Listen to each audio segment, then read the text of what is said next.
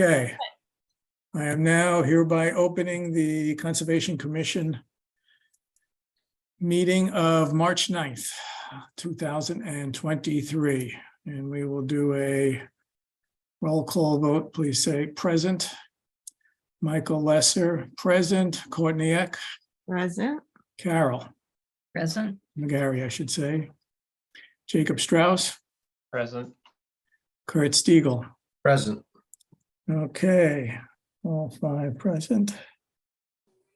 And anybody have any issues with the agenda under the that the 48 rule could be applied to, 48-hour rule could apply to? Hearing none, we will just proceed with the agenda as we have here. We have a hearing at 7:20 for an RDA, 7:45. A deferred one at 8. Let's see if there's something quick. I will just use up our minutes well. So the warrant is, as you've seen in the box there, the warrant is for, I can't remember, it's postage for you, Deborah? It is. Yeah. Postage for Deborah and my $150 fee for going to the MACC conference. Which at some point I'll bring up. Well, I've sent out a few emails about some things that came out new, such as a new delineation handbook and some other things, and that they're going to do, and they're revising the DEP stormwater standards. They will go out for public comment sometime in the next number of months, and then hopefully they'll be promulgated sometime this calendar year. Part of it is dealing with the what should be appropriately used for the sort of 100-year storm, given the changes in climate that we've been experiencing. So there's some changes there. There's an emphasis on nature-based solutions to get credit instead of using conventional stormwater devices. I guess those might be the major ones there. I guess there's a lot more actually around for coastal stuff. Yeah, given all the coastal issues that are coming up, there's a lot of issues there to deal with. But that's not an issue for here. So that's the warrant. We do have one set of minutes to go over, but I don't think we have time to do that right now. Do we have any particular announcements anybody wants to make? Okay, hearing none, we've dealt with that item on the agenda. Is the certificate of compliance request quick? No. Okay, we're not doing that now. Is there a quick site issue? No site issues. Okay, the administrative approvals we have there. Essentially, we have 4 administrative approvals, or maybe I'm missing some on the agenda. Let's see. We have 6 of them. Yeah, it goes on to the next page. We have 6 on the agenda. Are they all accepted or any of them? No. No, they're as written. So, oh yeah, I see that there's one was withdrawn. Okay, so. Well, one was approval- denied as well. Right, Two- 81 Brush Hill 2 were Road. denied, 1 was withdrawn. 3 were approved. Okay, I'll read for the record. 81 Brush Hill Road. Soil testing was approved. 16 Stony Brook Road, replace a distribution box, approved. 21 Morse Road, install a septic system for a barn, and that was approved. Okay, so we've done a lot of the little stuff that we'll come back to. It's 7:20. I'll now, let's see here. If I could share my screen, Michael, I will. Let me open up everything here. Hold on. Conservation Commission, Town of Sherborn, notice hereby given that the Conservation Commission of the Town of Sherborn will hold a virtual public hearing using Zoom technology at 7:20 p.m. on the 9th day of March 2023. The RDA hearing, request for determination of applicability hearing, will be held pursuant to Chapter 131, Section 40 of the General Laws as amended, the Wetlands Protection Act, and the Sherborn Wetlands Bylaw, Chapter 17, to consider a proposal by owner Timothy Cote for installation of fencing and trellising for an apple orchard at 100 South Main Street, map 12, lot 47. This application is available for viewing at the Sherborn Conservation Office. All persons desiring to be heard will be given the opportunity to speak at this hearing. Okay. The hearing is now open. Take it away, Joyce and Tim. So you guys figure out how Sure, you're doing this. Tim, why don't I just give a brief, just an overview, because I have the map up, and then you can give a better explanation of what you're looking to do.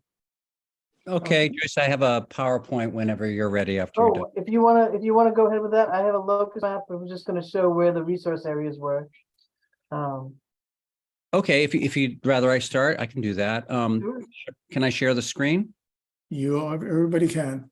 Okay, then I will share my screen. And now I will go down to my PowerPoint over here.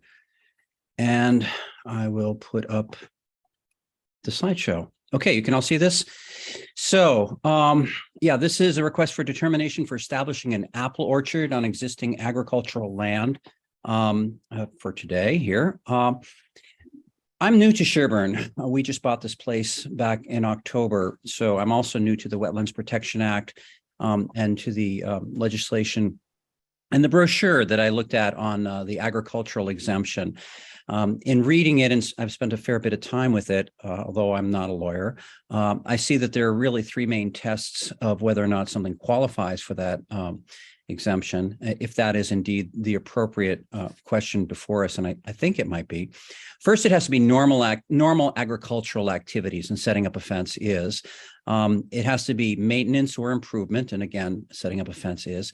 And lastly, it has to be land that's in agricultural use, and I think that I can show you today that that's what we have here.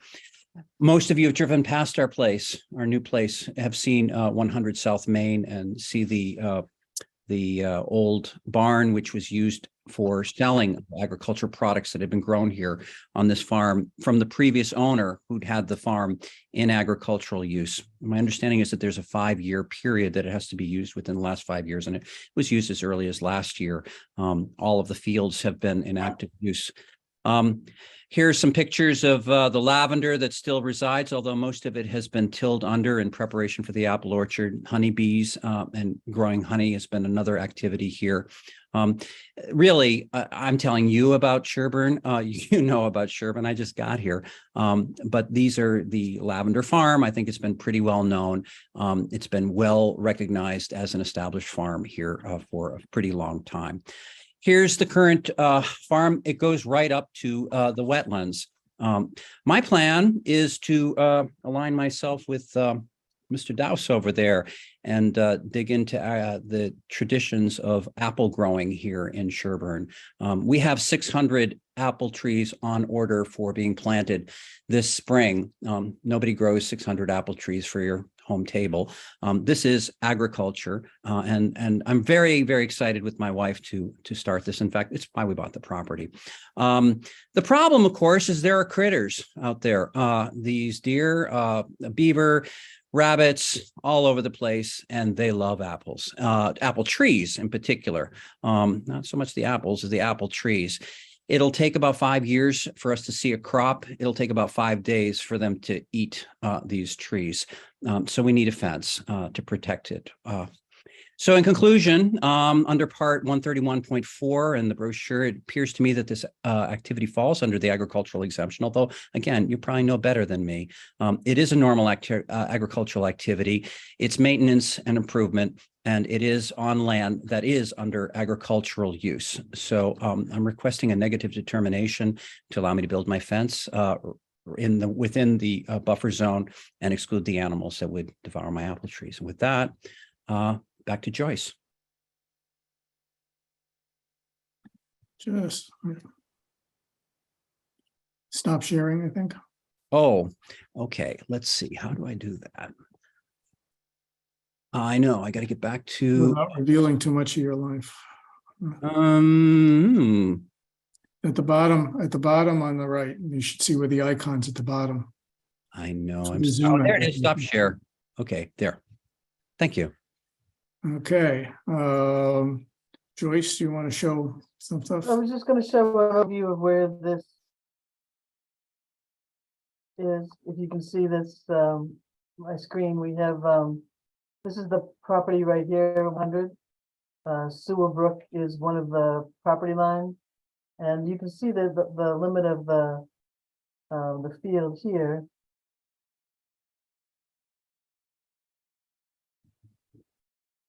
So this is the limit of the field that he's working with is in this area right here. And this distance here to the limit of Sewell Brook is a little bit more than 200 feet. So it's just outside the riparian zone of Sewell Brook. So the areas that you'd be working with are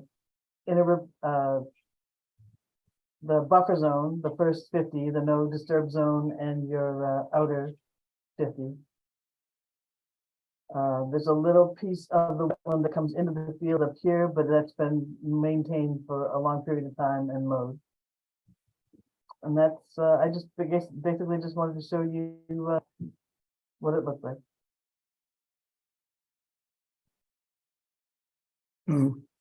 What's your assessment of this?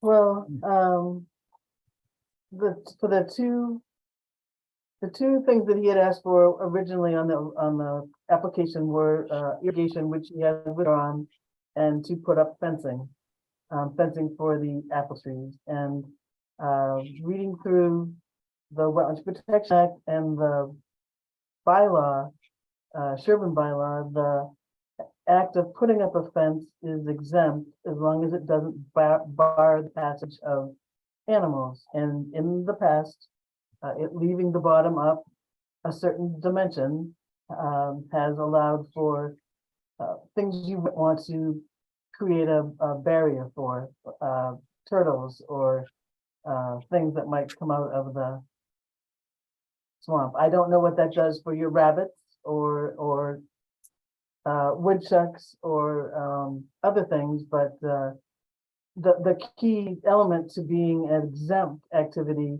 is that it doesn't bar passage. So I have some information to share. I actually spent some time on this back last May. I went to a talk with Alicia Galen, our DEP circuit rider. And I kind of just picked out some key points about agricultural exemptions. Let me figure this out. I didn't open it yet.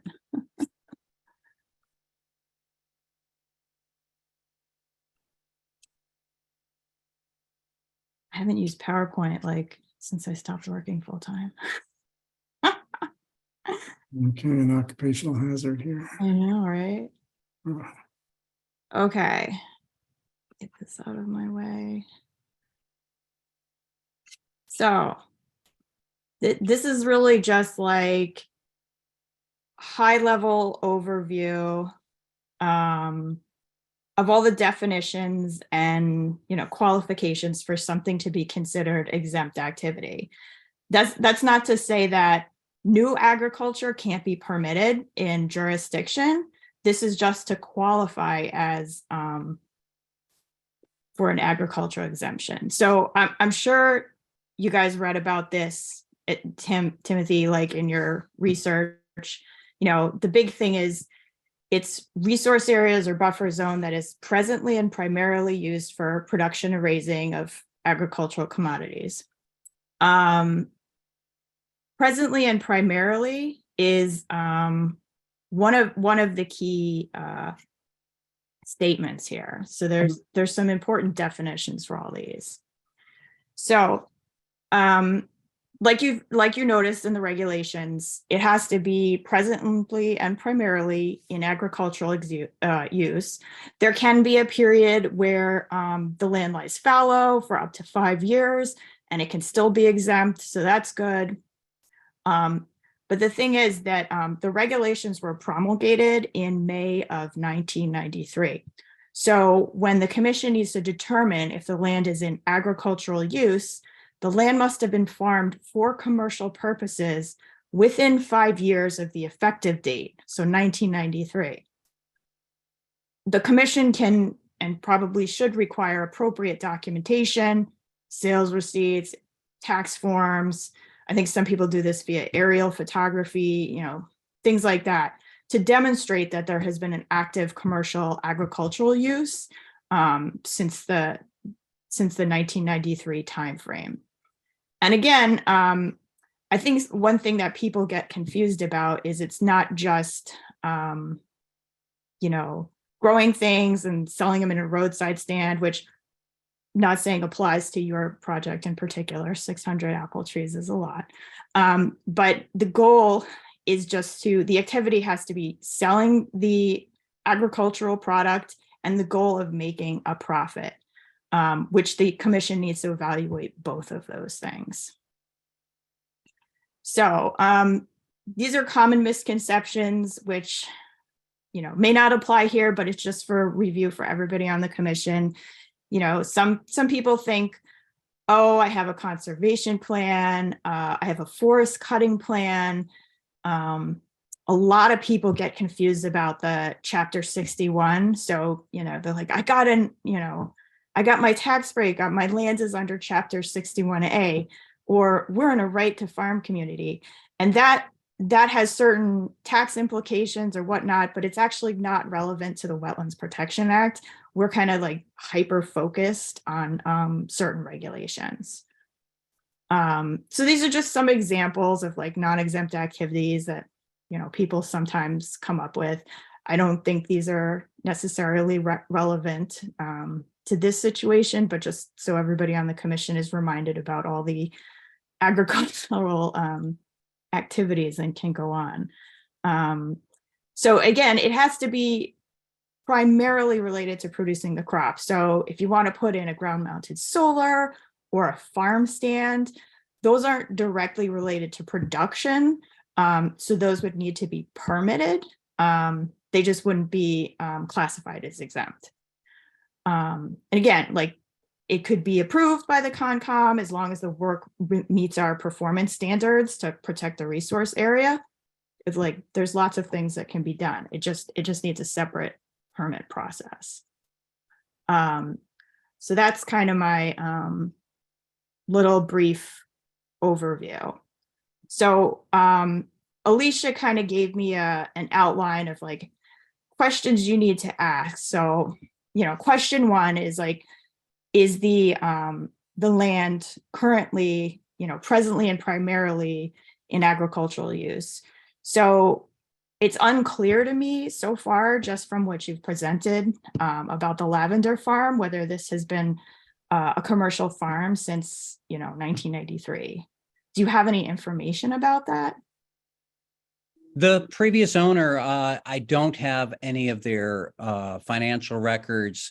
I do think that it's been well documented that this land was currently being, just as recently as last year, and primarily engaged in the production of commodities for sale. I think everybody knows that who's ever visited that stand or visited these fields. I think that that's quite clear. How much money they made at it, probably not very much. I mean, I did get to speak to the previous owner. I do know that they had receipts somewhere in the neighborhood of a few $1,000s, which would be great. But I also know that they probably lost money all the time. I'm not interested in losing money. I would actually like to make some money in growing apples, which I think is a far more reasonable option. But Mr. Dowse could speak more to that. So I would say that, yes, we've all seen the roadside stand. That doesn't necessarily mean that the land was classified, like the activity was exempt. It's possible that the previous owners should have filed permits for what they were doing. And again, the weird thing is that presently and primarily means that, so the goal of this agricultural exemption was to kind of grandfather in lots of farms in Massachusetts that were already in wetlands or in buffer zones because they didn't want to put anybody out of business. But the Wetlands Protection Act wanted to make sure that going forward, all of farming was conducted, with certain standards so that it meets performance standards for protecting the wetlands. So if the farm was not set up within 5 years of 1993, if that commercial enterprise didn't start within 5 years of 1993, there isn't like an presently and primarily classification. So like if somebody starts up, a farm next to a wetland, doesn't tell anybody, and they're like, well, now I've been doing it for 5 years and it's come to light, I'm presently and primarily. That's not how it works. This is for established farms. So that doesn't mean that you can't do any of the things that you want to do. It just means that it would be a new activity that would just require a permit.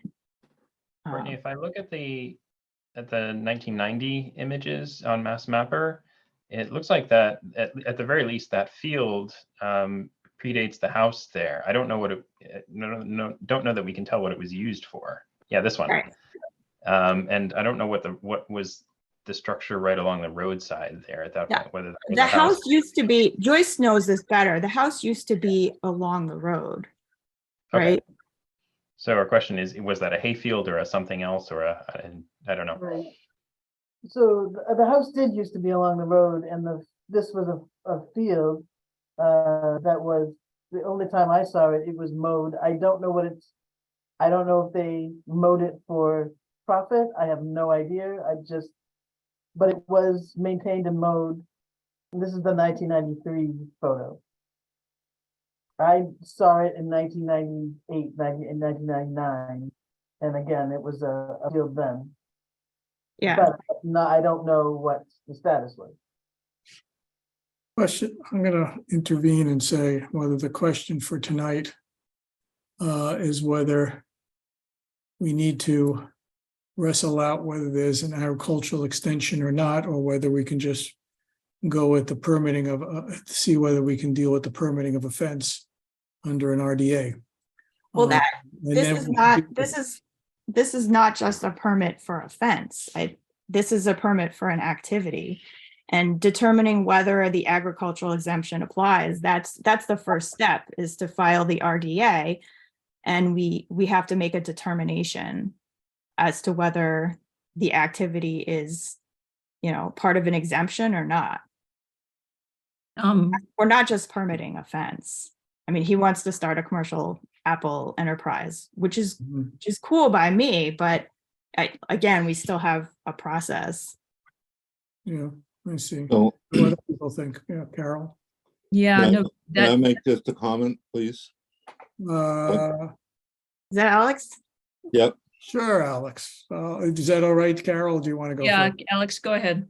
Okay. Yeah, the history of that piece of land, when Bob Self lived back there, he did mow that field annually. Mhm. And on occasion, he did sell the hay to it, and the Mayo brothers used to take it, but I can't tell you he did it every year, but he always kept it open, and the Mayos were buying hay off lots all over town. So I think there's enough history there that wouldn't have been cleared in the first place. But I don't know how you can document it. And Courtney, I'm not even sure I've ever seen that 1993 provision that says that's the starting point from this. I've seen plenty of other applications where it was never even questioned. Yeah, well, I mean, in the past, we may not have been doing things according to the, strict. There may have been some misunderstanding about what the understanding of the law was, but I mean, this came directly from DEP, from our circuit rider. So, I mean, that's what I have to offer. Yeah. But Yeah. I mean, you could dig around and argue whether it was in effect back in 1993 or not, but it has been used and it has been maintained for all of those years. And the lavender farm has got at least a 6-year history in there. And all the work that Timmy's done is in the confines of where that field is. Putting up a fence to exclude wildlife really isn't very invasive. Putting it along the edge of the brush line there, and it doesn't really disturb more than anything than a few deer and smaller animals that want to come in and feed off of Timmy's hard work. But Yeah. I You know, think I thought about it that way initially, but one thing that I also came to is like, we're permitting a farm. So, I mean, you know, Alex, you grow apples, you know, there's pest management involved. You know, there might be irrigation installed. We need to be sure we know what the wetland areas are. Like that area may actually have some FEMA flood area. I just, you know, I'm not saying we couldn't permit that. Yeah. I just don't know that it works as an exempt activity. I'm going to interrupt for 1 second. It's 7:41. Oh no, we have a few more minutes. I just wanted to give. Yeah, Carol wanted to say something. No, I just want to give a little notice to Patrick, who I see comes in here, and I don't know if Dan McIntyre is here also, that just to know, we're going to be a little delayed in opening your hearing. So I just wanted to do that. So please bear with us. Yeah, thank you. Okay, Carol, and then Kurt.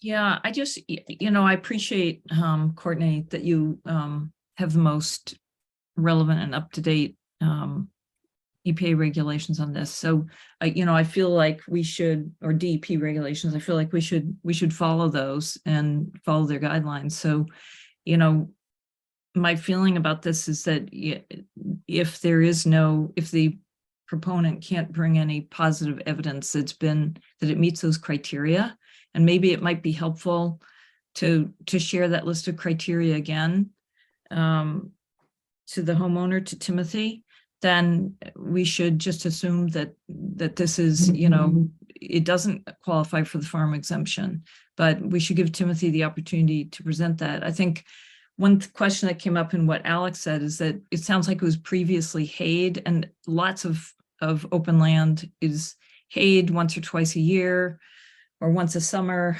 I don't know, and Courtney, maybe you know, if that qualifies for an exemption.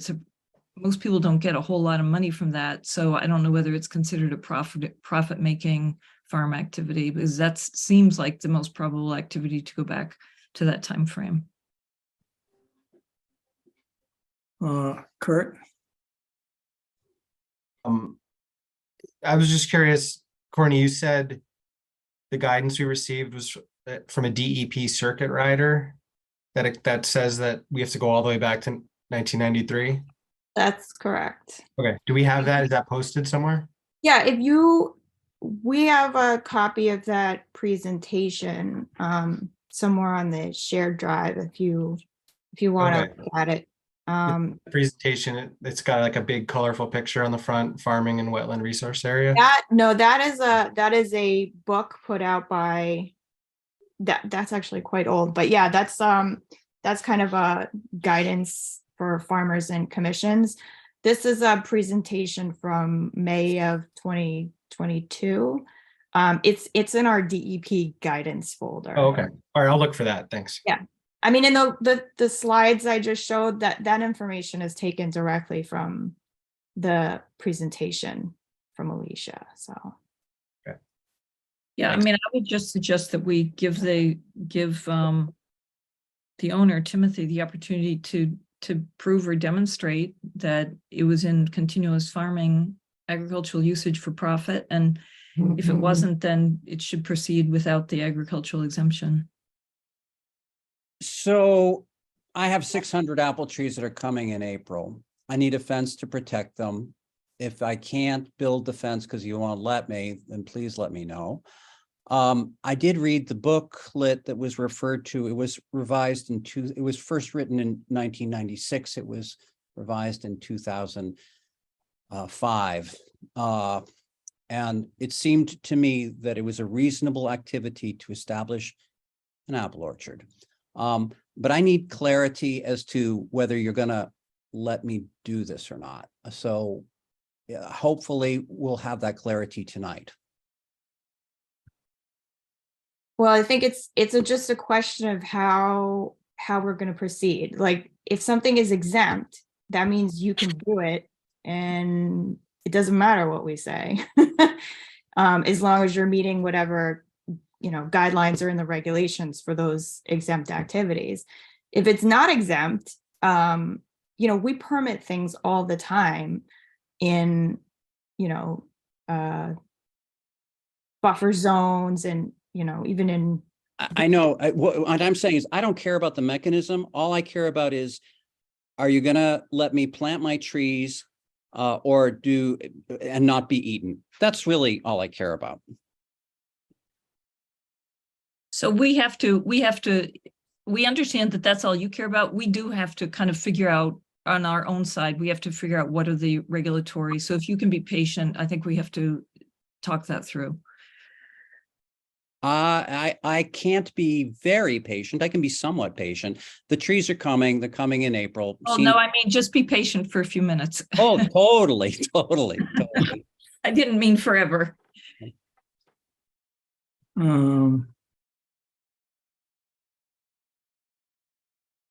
Yeah, I could see in the wetland regulations, they talk about a May 21st, 1993 date. Michael, it looks like some people have their hands up. Yeah, sorry, I don't see everything. Go ahead and talk. Kurt and then Jake. Kurt, I think you were first. No, I think I never put my hand down from before. It's down now. Okay. I think I see sufficient evidence that this land is being. I don't hear anybody advocating that this land has not been in agricultural use, and we have a fair amount of evidence that it has been in recent history, and the only supporting evidence we have back from the 1990s. And I think that's good enough for me to proceed under that under that assumption, because if I read through the regulations, it says we can use things such as aerial photography to demonstrate that it was in use at that time. I guess one response I would have to that is that I had that question, Jacob, which is, does haying annually qualify for the agricultural exemption? Because if it does, I'll tell you the truth, that opens up a lot of land in Sherborn for an agricultural exemption, which may be appropriate, but I think we need to know what the regulations are. So I don't know, Courtney, if you got any guidance at all on that. Is So- hay listed on your PowerPoint there? It is, but not if you're just selling like some extra hay here and there. That's pretty clearly explained in Alicia's larger presentation. It has to be done primarily for a profit. So if you occasionally have a field mowed and sell the hay, but that's not the purpose of the field. You're not like a hay farmer in a commercial enterprise. It's not exempt. It's not exempt. And I see what you're saying, Jacob, but I don't think evidence of a mowed field is enough to say that it's a commercial agricultural activity in continuous use since 1993. And I mean, the only danger I see is kind of what Carol mentioned, is that, if we just go and look at people who are like, well, I've been mowing this place for a couple of years now. I have an exemption. I can do what I want. It's kind of setting a bit of a precedent. I mean, again, I, as one commissioner, see this as a potentially permittable project. That's my opinion. I don't see it as an exempt activity. I guess I would agree with you, Courtney. I think it's permittable for sure, but I don't think, haven't heard anything that to me qualifies for the exemption that is based on continuous usage since 1999 for the primary purpose of farming. I guess I I'll weigh in a little bit. I don't see the fear that what's different about this property, that this is such that if we thought that the haying was commercial back then, that opens this door, that so much haying is going on, because it would have been out of use for more than 5 years in most places in town. There's relatively few places in town that would still have probably qualified for haying if they used haying as the rationale to do something. That I can't think of many parcels in town that have probably been haying in the last 5 years or more that could continue the agricultural extension that might have existed in the past when the field was cleared and maybe it was hayed for profit. So I don't see a concern about allowing this kind of historic haying being considered part of this, because we also have I think from what I've seen, I don't know whether I'd want more information, that it's been an agricultural use more recently, and in the last 5 years. So that I don't see that precedent, that being a problem with some opening the floodgates or something like that. Well, it's not just haying specifically. It's any kind of little side business. Like you had some chickens in your yard and you sold some eggs, but that you weren't I a think poultry. I guess I don't see that as being that this is setting that kind of precedent, but that's my view. And I'm still sort of trying to figure out how you go through this kind of documentation, since it's kind of complicated. But Yeah, I don't see how you would expect to find receipts from things back multiple owners. Yeah. So I think it would make more sense to just use the best evidence that we can find in most cases. Can someone put up on the screen the guidance we got from DEP on this? Just because I'm looking for it and I'm not finding it. Can I make a comment also? Is it like when we're talking about this, like, for instance, if somebody said to me, has Douse's Orchards been in continuous operation as a farm business? Clearly, yes. I moved into town in 1994. They have a farm stand. They make money on it. It's clearly a farm for profit. If somebody said to me, is Hope Still Farm run as a farm business? I'd say yes, it's been run. And I think the difference here is there's no evidence whatsoever that this was run as a farm business. And I think that's what Courtney's talking about. And I want to be lenient too, but it's not like we're cutting off the possibility for the current owner to do what he wants to do. It just means a different regulatory process to go through. I guess I really want to stick with the letter of the law here in terms of the regulations, and Courtney, has quite a bit of detail here that's helpful to know. Well, because the point of the agricultural exemption is not to let people set up a new farm and then like fly under the radar for 5 years and then, claim an exemption. That wasn't the point of it. I'm not saying anybody did anything malicious. I'm saying like the regulatory background on that. do you want to still put up the PowerPoint for Kurt? I'm looking for If it. you want to pull up the actual regulations, it's actually a pretty short section. Yeah, well, I'll pull up. And that's why I'm asking, because just the regulation in and of itself, to me, presently and primarily refers Yeah. to now, not But 1993. So But I would say, I would also say that, there's probably like court interpretations of what those definitions are. Hold on, I can't talk and look at the same time. COVID brain. Do you have the regulations there, Jacob? Hold on, I'm pulling it up. We're not looking at the regulations. All right, I got it. Though I realize I wasn't looking at, I don't see the section that talks about 1993. So I'm missing something. All right, is this working? Can you see it? Yeah. Yes. All 28 slides of it. All right, how do I do this? It's hard. Everybody's faces are in the way. Okay. The Farming and Wetlands Manual, that's definitely the document that Tim was looking at.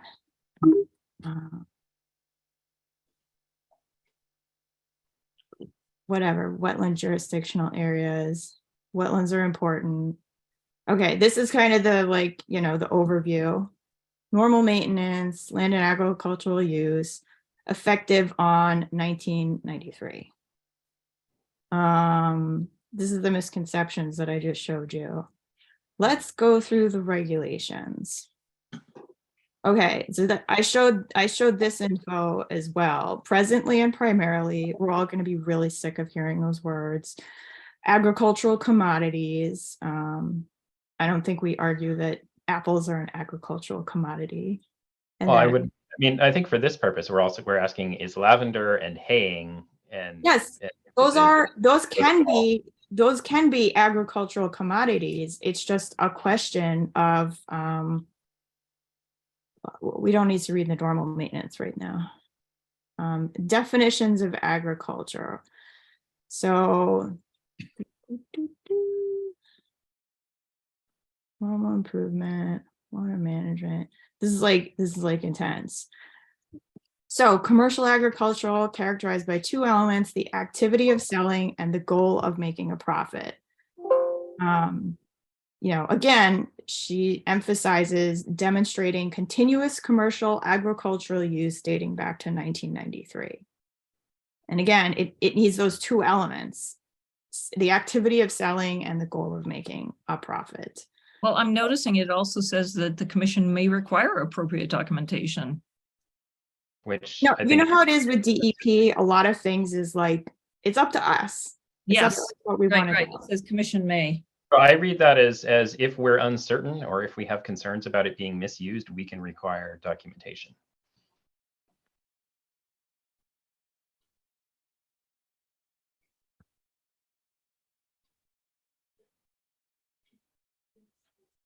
So again, the date is 1993, but I think because of the land can be idle for 5 years, as long as if maybe he has documentation from 5 years or 4 years and 364 days after May 21st, 1993. Courtney, did it define commercial purposes? Because I think that's the other question we're kind of asking about this idea of somebody who maybe was haying their field once a year. Yeah, you're using it primarily to make a profit. So again, I mean, it gets fuzzy, but it's not intended for something on the side. So, you had a little extra hay and you sold it. It's not an agricultural product that you're producing primarily for sale. But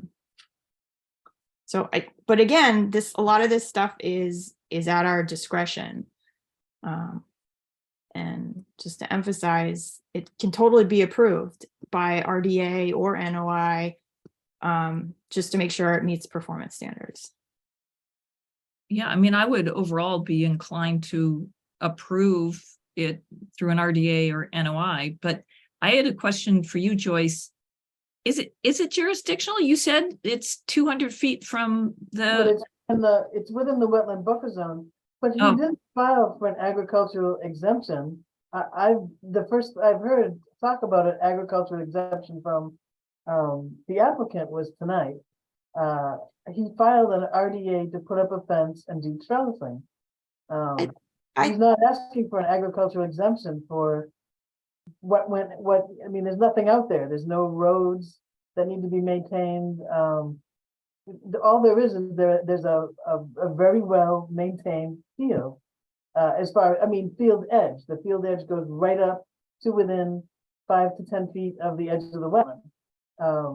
So you're saying you could permit something under an RDA, and that's what he's filed.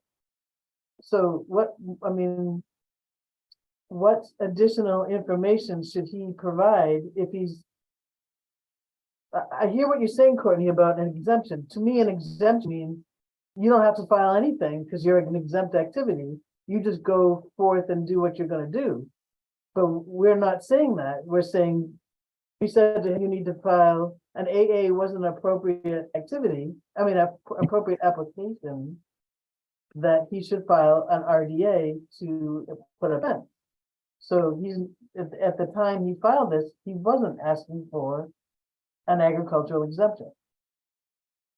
But Is that what it says on his application?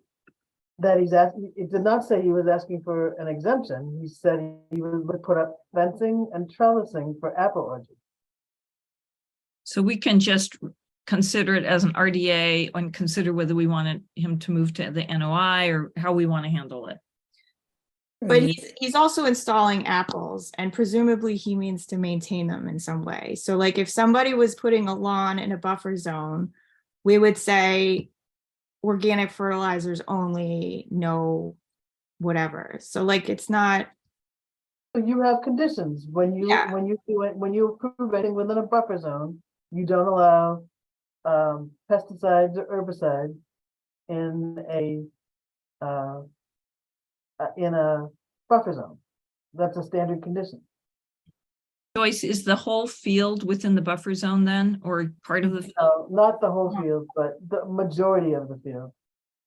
Okay, so that's clarifying that most of the field is actually in the buffer zone. Maybe a little more than half of the field is in the buffer zone. If I might suggest that you go back and look at that 1993 aerial photo and compare it with the present area, there's really been no change since 93 as far as the parameters of it. That edge of the field sits up above the wetlands a little bit, even though it may be in that buffer zone. So it's not a question of runoff. It's not a question of disturbing more of the wetlands. And if he puts a fence along there, it's a matter of putting a post every 20 feet and a piece of wire up. So it's really not an invasive process that he's going to go through that will protect his investment in those trees. yeah. But that's So- not the issue for you, that I'll sort of, I mean, I'm trying to wrestle with how we can move through this thing. I have another question, because if it was just the buffer zone, that would be one thing, but where is the riverfront area right now? It's outside of the riverfront area. It's outside the riverfront area. Right, I mean, this issue of whether it qualifies for an agricultural exemption and the sort of what leeway we have in assessing something that is basically going back roughly 25 years is obviously right. It's difficult to see whether, and we can't, obviously, we could see Alex, I'll just say, we see that the field has been maintained for that time and more. It's coming down to this more impossible task of whether back then that haying, we never know whether that guy who owned it back then was haying it. And the only reason he maintained that field was to sell the hay. Or why was he clearing the field? One could say, when we don't know what the motives were. We don't have the records from that period to know that he, even if he just, in his intent, whether he just wanted a wonderful open space to look at and he happened to sell some hay, or he made some money selling hay each year. Michael, I would add one other motivation know. in town is that people use the agricultural exemption, I mean, to some extent to reduce their property tax, right? So that can be also one But reason. to do it. It's a completely different It process. doesn't apply here at this point. Exactly. Okay, Whatever thank it is, we're never going to know the motivations of what was going on back then. Yeah. And other than we have some some information that it was sold. As to whether it was sold every year or primarily that was the reason we're stuck with this uncertainty as to how we do it. And whether people have, if it was paid for agricultural use, and we knew that for sure back then, I don't know whether that would be sufficient or whether people would then say, well, did it fall out of disuse for greater than 5 years? Whether ones would worry about, is the lavender farm, was that a commercial venture? And whether we wanted to see some documentation of that. It would be another question people could ask. I'm trying to think of whether the issue of whether we start on a process tonight, if we want to give an answer, of seeing how this thing could be permitted without the agricultural exemption and what conditioning that would be, and with the opportunity to still sort out at some other time, since I'm not quite sure how we're going to do the agricultural thing. I could possibly believe we could be stuck in a, I see Steve has been listening in, that there's probably a mixed view on the commission as to whether this is, whether that anecdotal evidence is sufficient to call it agricultural extension, and some might take it and some won't take it. And I don't know whether we want to possibly ask for more information, but for the sake of tonight, do we want to even pursue the track at the same time in parallel of seeing what it would mean to permit it without the agricultural extension? And then we could still open the door to the fact that either more information could be gathered or people could think about it. And we can decide whether if there's other things that happen, that the agricultural extension could come into play as a way to move forward. Because I'm trying to think of shy of if I sat here and said, okay, who's going to let it be an agricultural extension exemption and who isn't, will probably be somewhat divided. Should we ask, should we find out how many of the commissioners would prefer to let it proceed with the information we have now, or no? Can I ask a permitting process question first? Sure. So, That's it's an RDA, and he's checked off the box to ask the commission for a determination whether the area is subject to the Wetlands Protection Act. So, but isn't he also asking if the activity is subject? Because he's installing stuff. Sure. So I'm just trying to think about, so if we said that, yes, it's subject to the Wetlands Protection Act, then the next step would be, is it permittable, or is it going to have a significant impact, right? Joyce, help me. Yeah, no.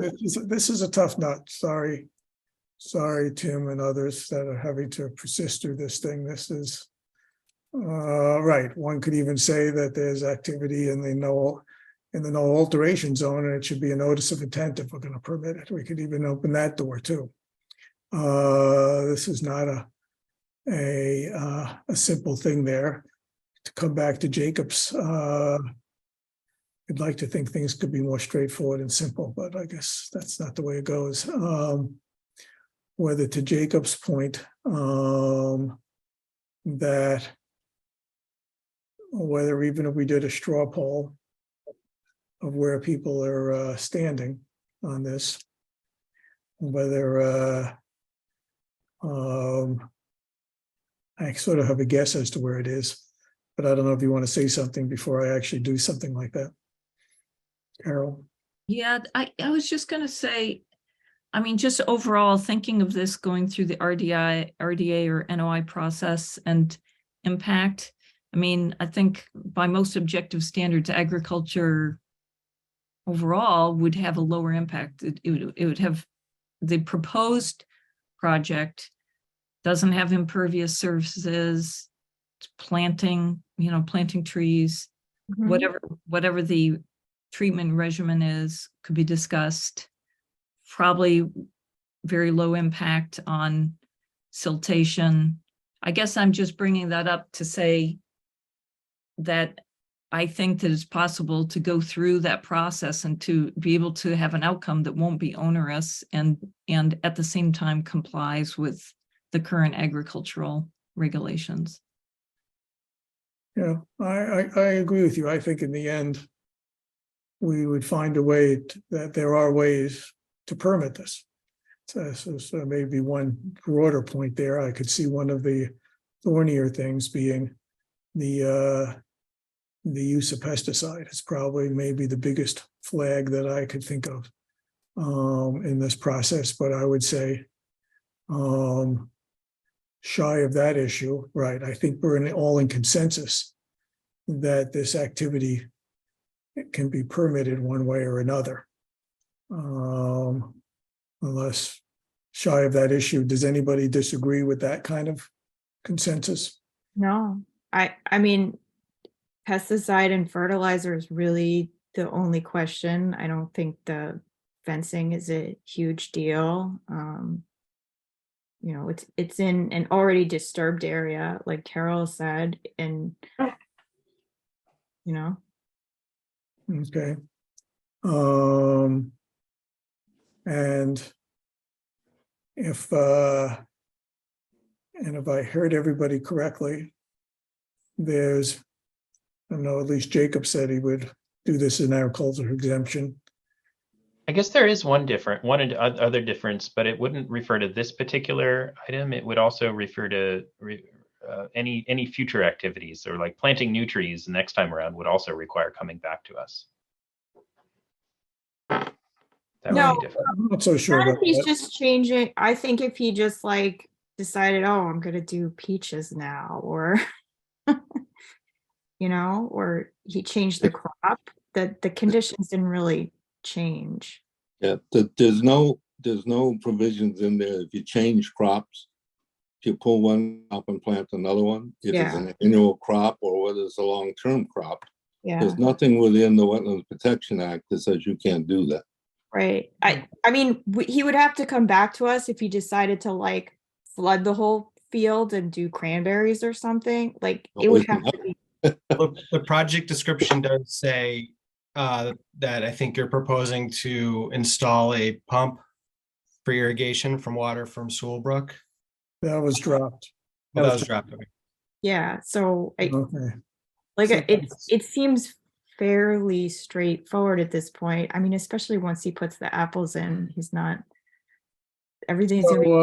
Okay, so let's see how we can get through this. I don't know whether in terms of the exemption issue, I'm hearing, I guess, Courtney and Carol would not do it that way. Jacob might. Kurt, Steve, do you want to weigh in? Well, not really, but except to say, I think it makes sense given sort of the rabbit hole that we started to go down. There's no way we're going to be able to determine what was going on in 1993, even if we could. There's no way we could determine what happened within every 5-year period since then.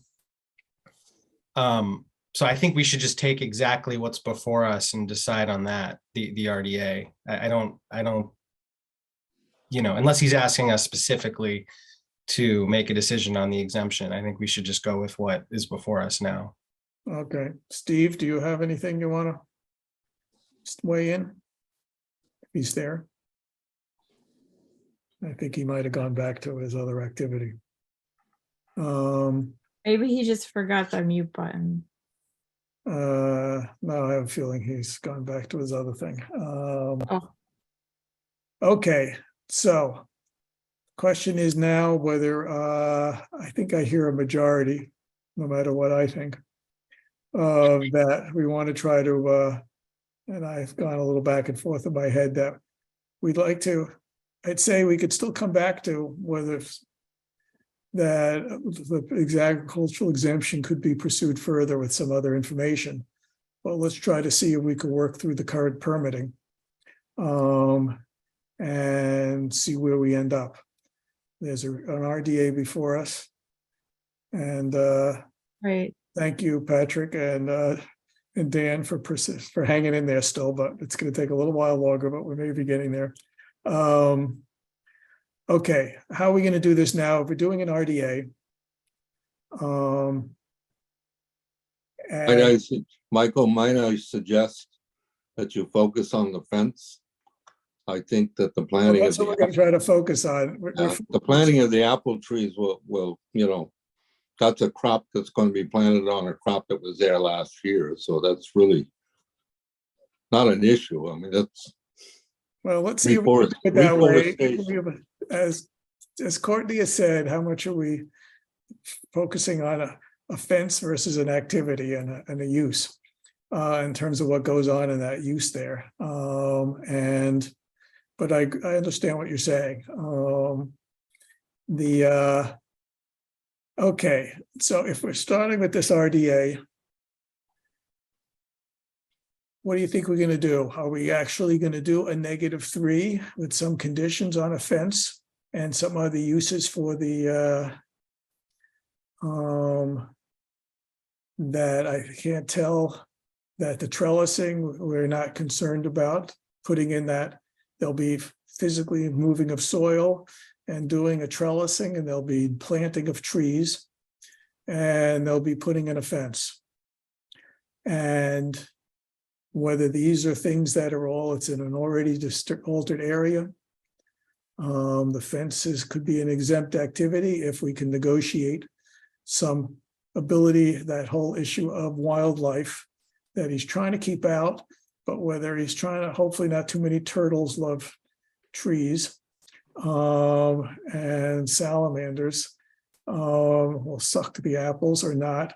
But right, the issue of whether we have a 3-inch or something like that, or some height at the bottom of the fence. Rabbits would probably get in there anyway, probably.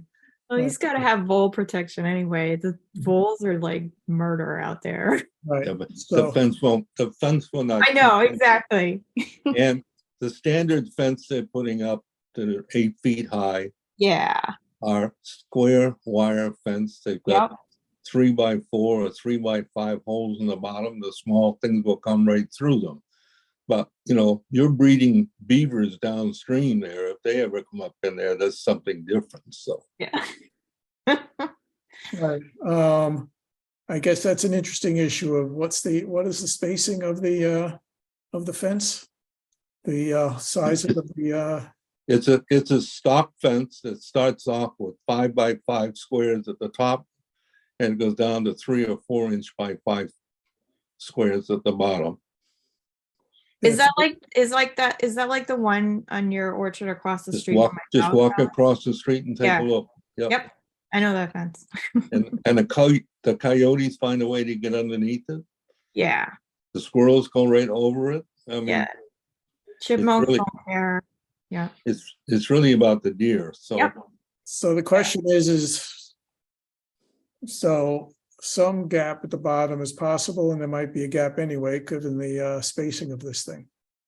So the fence thing, we can probably sort out. The activity of the trellis and the planting of the trees is fine, and the question is whether we can do this under an RDA. Right. And then there's the issue of whether we're approving an activity, and therefore we're worried about fertilizer and other kind of pesticide applications as we've come up with. What do you want to say, Carol? Yeah, I was just bringing up, we've talked about this before, that if it's going to be done in an RDA, we have to have, I think it was 3 or less conditions. That's just a general rule. I know you wanted to talk about this. When we looked at it before, that we can have, if it came to be 4, that's not like there's no ironclad rule about that. That's just the guidance. So That was the guidance. So I just want to remind people about the guidance so that we are aware of, if we feel like this is going to require a little bit more specificity, then maybe it needs to go to an NOI. right. I can't imagine that it's going to take that many conditions because, I mean, Let's just the finish on the trellising- conditions and the see where we trellising go. is the same as the fencing, it's like, We have Okay, let's see standard where we conditions. are on conditioning this thing here. Yep. And then we Joyce, can come what, back in what's this next standard thing. stuff for a fence? What do you recommend? So the only thing that we talk about is the gap at the bottom. And that any material that's dug out of the hole is used back in the hole or removed from the buffer zone. Right. Well, Joyce, Yes. first of all, those posts are pounded in. There's no removal of soil. So they're not posts that fence- they're pounded in. Okay. Even the trellis wires are pounded down in. Perfect. The wire is stapled to the post and nothing else. It's freestanding in that respect. Okay, that sounds good. Are you going for a gap at the bottom? I really, for a wildlife exclusion fence, why do you open up places for, the smallest animals will come in, the biggest ones will stay out. And I think from my own experience and my fences around my orchard, the wildlife goes around it very nicely. So this is different than when we talk about a stockade fence or even a chain link fence. This has openings that are 3 by 5. Do you feel that Michael, Courtney, commission members, would that be the same as leaving it up 3 inches? What do people think? Is the question here really whether a big snapping turtle can get under it? Because that sounds like the question we're trying to answer. Well, Which would- so That sounds like soup. Right, what? he's getting hungry. Oh, Yeah. I'm hungry too.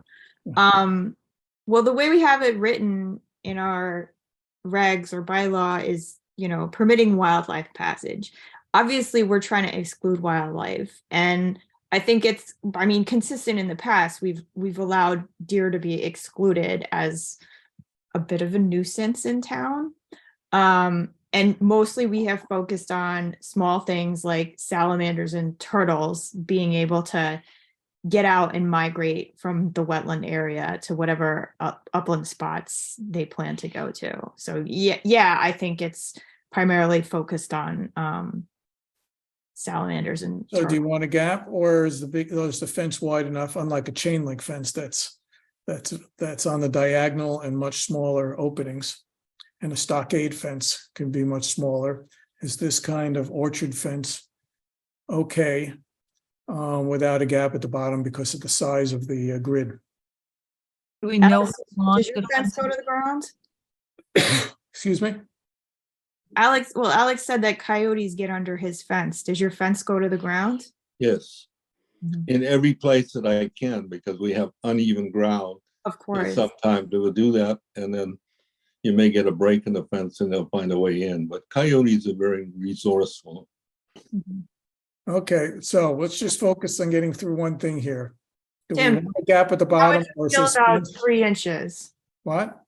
I asked him how he would feel about 3 inches to let a turtle under. Look, Alex knows a lot more about apples than I do. If he says it should go to the ground, I'm going to trust Alex's recommendation. 3 inches, big wide gap in the holes in the fence. Why should it make any difference if it goes down to the ground? So but there's a lot of snapping turtles and turtles in general that are bigger than 3 by 5. Why does a snapping turtle need to be in my apple orchard, if I might ask? It may think it needs to be in your apple orchard. They need. It may they be need to find- mistaken. They need to get a couple hundred feet away from wetlands in order to find a spot to lay eggs, and they do that in lawn and upland areas in all sorts of places. So apple orchards, it's a pretty good spot for that, actually. I don't understand if there's a 3-inch gap anyways, why does having another 3-inch gap help this? That I don't like. Because the 3 inches of a fence are now, it's only 3 by 4. It's basically doesn't have the width. Yeah, it's the width. That's the difference that people are talking It about. needs to be wide enough that a turtle could just wedge under. Carol, what do you want to say? I've been wondering exactly how long this fence is going to be, so we just have a better idea of how much of a barrier it's going to It's the whole pose. length of that Whole field. field. It's the whole length of the We know field. what that length is my question. So it's, I don't know, like approximately 200 feet, 250 feet. Okay, On each side. It goes all the way around the block. Oh, that's the width parallel to the wetland. all Right. right. Yep. Does that So- make a difference to you, Carol? well, it makes a difference in the sense that when you think about that, like how much would a small critter, well, how much would like a turtle have to divert its way around? It gives The you kind turtle of, didn't like it, the turtle could go around it, but one of the things that, if this is an RDA, I'm just backing up to what I had said in my report, is that if we're considering the fence exempt, the fence, not the activity, but the fence exempt, it just can't bar wildlife. Now, the 3 to 5 mesh is excellent as far as most critters, but a turtle, a large snapping turtle will either push his way under the fence or will go around the fence, or if we had 3 inches, it would make it easier for him to go through. Where he's going, I don't know, but Yes, Yeah. they could dig. They could probably dig under the fence. and they do. Right. And so we're trying to see what other people think here about this fence gap. Or whether it's needed and they will do it, or we can or we argue for 2 inches. I don't know. We're gonna have to come to some terms on this, or we can come back to this and we will find this. What other conditions would we have if I want to come cycle around to make sure we're not going to come up with some other problem? Joyce, what other conditions would you recommend? So I can't really think of a lot of questions. I mean, a lot of conditions here if he's just planting trees. Again, because I'm thinking this not as an agricultural activity, but as this is something that we're permitting. We're putting in the trellises, everything is pounded in, there's no conditions for that. I would, you know, you normally put in the pesticide and herbicide. Oh, and And- fertilizer, because I mean, we concern ourselves about fertilizer runoff, Herbicide and fertilizer, but that's it, all that I can think of. but I can't. Okay, then let's work that one out. What's Let's that? let's go struggle with that one, because that's the last issue then. Then Well, there is Okay. a method of applying fertilizer by fertigation, which you can control where it goes and how it's absorbed in. So that, it's kind of a minor issue in that respect. Well, if it's applied judiciously, that's, if we want to condition it as to how the fertilizer is done, then But how will you measure it? I don't know. You said that there is a judicious way. Is that a method that we could condition? What about we often require organic fertilizer, Well- or I don't know how he intends to do his farming practices. I mean, there's organic apple orchards that only put compost and wood chips at the base of their trees every year. Well, he's got, right now, he's got soil tests in there that tell him that he's pretty well depleted on essential minerals and nutrients. So he needs to using soil tests, he needs to get it back to a balance to help his trees grow. Yeah, That would be done. And fertigation is something you do in light quantities over long term, and it's very effective in high density orchards. My particular place, we do use a granular fertilizer, but because we don't want too much nitrogen going in there, it's very restricted. And I think that, I think for 50 acres, we're using less than about 1,000 pounds for 50 acres, and you won't find that in any runoff. So how do we want to, so what's possible to condition here, even if you have to come back, if you're finding it not effective? It's right, we're worried about basically runoff. Well, And I'm noticing, I'm looking up fertigation. It looks like it's fertilizers injected through an irrigation system. So Right. it is carried through water. I think there is some But- risk. But the irrigation you would be using in this orchard is trickle at the base of the tree. And you are going to put in, I'm sure Tim can confirm this, but you're going to use a grass base on the rows in between, which is going to slow down or stop any erosion going off or any carrying of nutrients into the wetlands.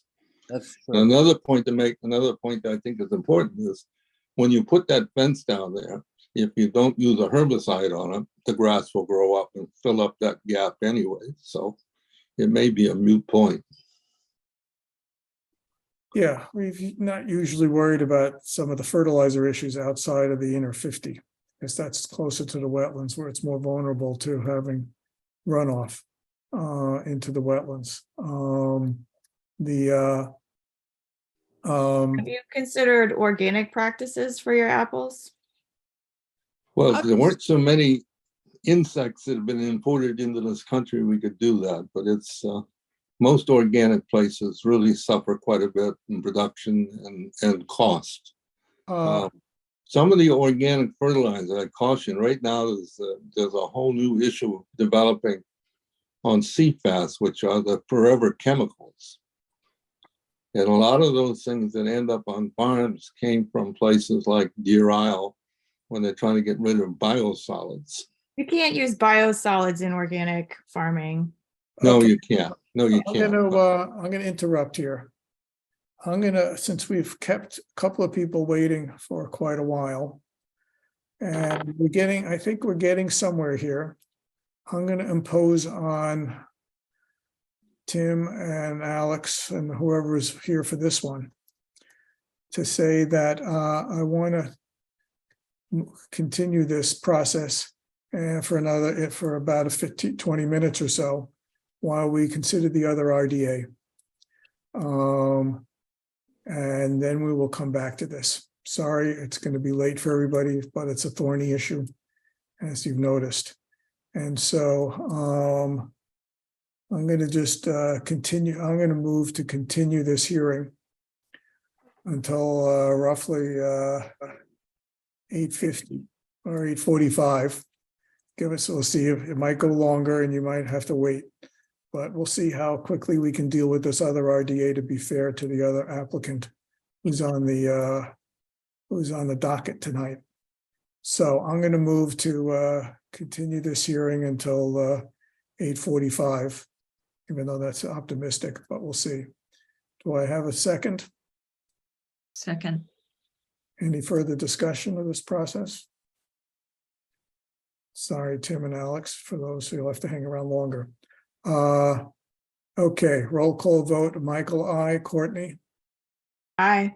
Carol, Aye. Jacob, Aye. Kurt, Aye. Steve. Aye. Okay, I am now, sorry for the delay.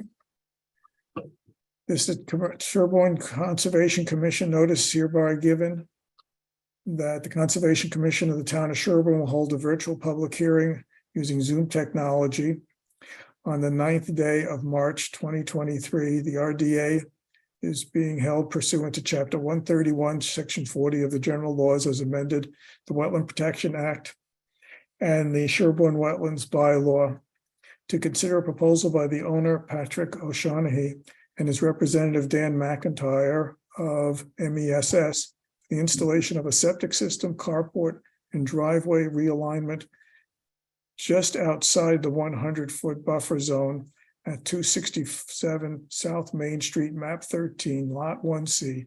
This application is available for viewing at the Sherborn Conservation Commission office. All persons desiring to be heard will be given opportunity to speak at this hearing. Okay, let's move on to this one here, even though I realize I should have discussed the fact that we have another hearing that we're going to be putting off, but let's move. Thank you, Patrick. And Dan, if that's you at 5:08. Yes, that is me on the phone. Okay, why don't you guys move ahead with this? All right. So for the record, Dan McIntyre representing Patrick O'Shaughnessy, and Joyce was kind enough to be able to put the plan up on her screen since I'm only on phone tonight. Sorry, I'm not sure if you have the plan up yet, but It's up. We can all see it. What Patrick is proposing is, excuse me, an addition onto the house, which prompted the Board of Health to require an upgrade in the septic system. The wetlands were delineated a couple of years ago by Ecotech for the for an in-ground pool and a pool shed, which was approved by the commission. The bulk of the work is outside the 100-foot buffer zone. There's a corner of the house addition that encroaches into the buffer zone. So that's the only real impact. The septic system and the carport and everything is outside the 100-foot buffer. And the addition now is currently a lawn area. So we didn't really see any impacts of the addition going there. And I think with that, we could open up the questions. Okay, is there any issue, any plans for how the drainage from the addition is? Since it's impervious surface. It was going to be the same as it is today. The roof runoff just sheds off into the lawn. The proposal is the same for the addition. So that slight increase in the buffer zone is just going to sheet off into the lawn and soak in. Joyce, would you like to give your assessment of all this? So there is quite an expanse of lawn between, I'm standing at the fence at the top of the hill that goes down to the wetland. You can see that there's trying to find the picture that so here's the fence. You can see there's like a ponding area over here. So when I stand here and look back, there is again quite a distance. The 100-foot buffer just clips the corner of the addition. As far as water going off into the lawn, as Dan said, it's flat, and I don't think it's, even if the water's shedding off the house now, doesn't go down to the wetland. So I don't think that's an issue as far as in some locations where the grading is more steep. Okay. So what's your assessment of all of this then? So I do have a couple of questions because this sort of goes hand in hand with the request for certificate of compliance for the pool.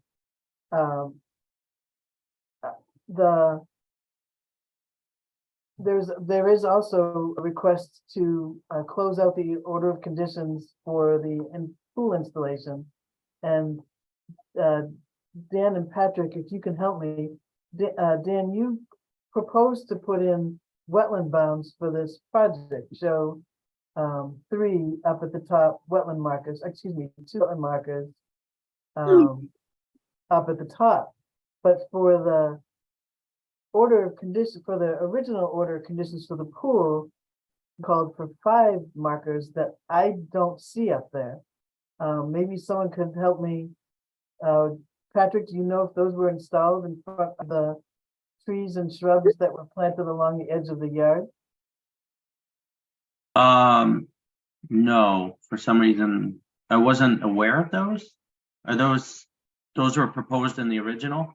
Those were called out on the order of conditions. So Okay. when on that order of conditions, it called out for eliminating an edge of lawn, and you did a planting plan for that. And there are trees.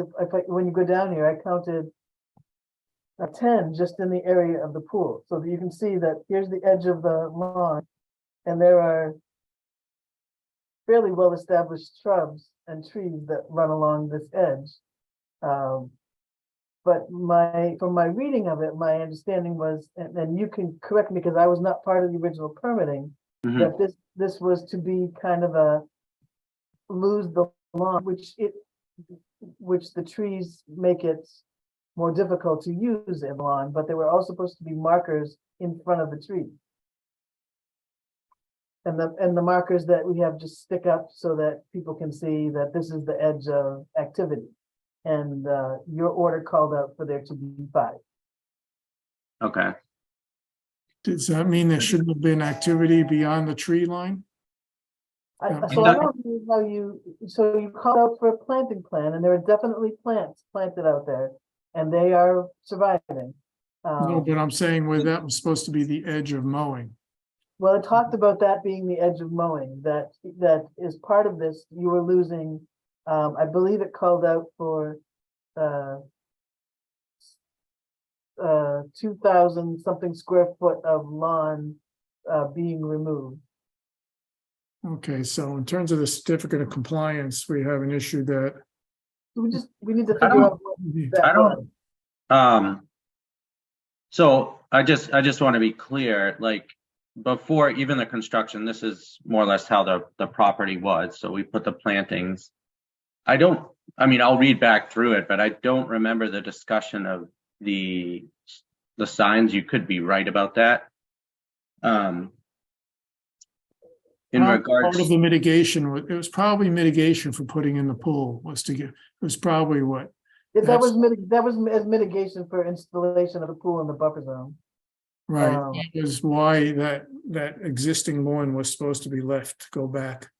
To be. Yeah, I wasn't, this is Dan McIntyre. I wasn't really yeah, familiar Dan with the wasn't part of previous that, order so and conditions. fairness to him. I wasn't part of that, but I propose 3 just because I know the commission likes to see markers now. But Well, if the original order had 5, we can certainly put in 5. Right, but we're gonna have, the question is that we need. Right, Oh yeah, boundary markers. and you could see how the restoration of 24, because you put in a pool in the buffer zone. I sort of somewhat remember this now, that Within that- the 100, not within the 50, just to clarify. right, but still, Right, sure, right. but that's, we wouldn't have, it would have been difficult to do it in the 50. Right. But basically, and it was probably somewhat, who knows, 1-to-1. There was basically we came to this agreement back then about what would be done as mitigation for that, which looks like that still needs to be carried out. So And that doesn't mean that we can't go forward with the request for determination. I was just Sure. bringing this up in relation to discussing the 2 monuments that Dan had shown. The fence in back acts as a very nice barrier at the top of the slope in the area where he's showing these monuments, and I don't think more monuments need to go back there. But the 5 that were called for along the edge should be installed. Mhm. But that's something, again, these are just things that, you need to continue with in order to close this out. I know the commission can decide how they feel about the 2 additional that Dan has shown. Can I just ask a question on the monuments? Is that, I mean, Dan had a brief conversation in regards to putting those up, but what do you require for those? Is that, So we have a detail that it's a 4-foot concrete bound sticking up 1 to 2 feet with a plaque on it. The plaques you can get from the conservation office. okay, and there, you can do alternatives if you want to put a big rock in or something. Then we're open to some alternative oh, I see. mounting thing there. It's just a matter of being able to mark this sort of whatever it is, 4x4, 4x5 A plaque, big rock that can't be easily picked up and moved. right?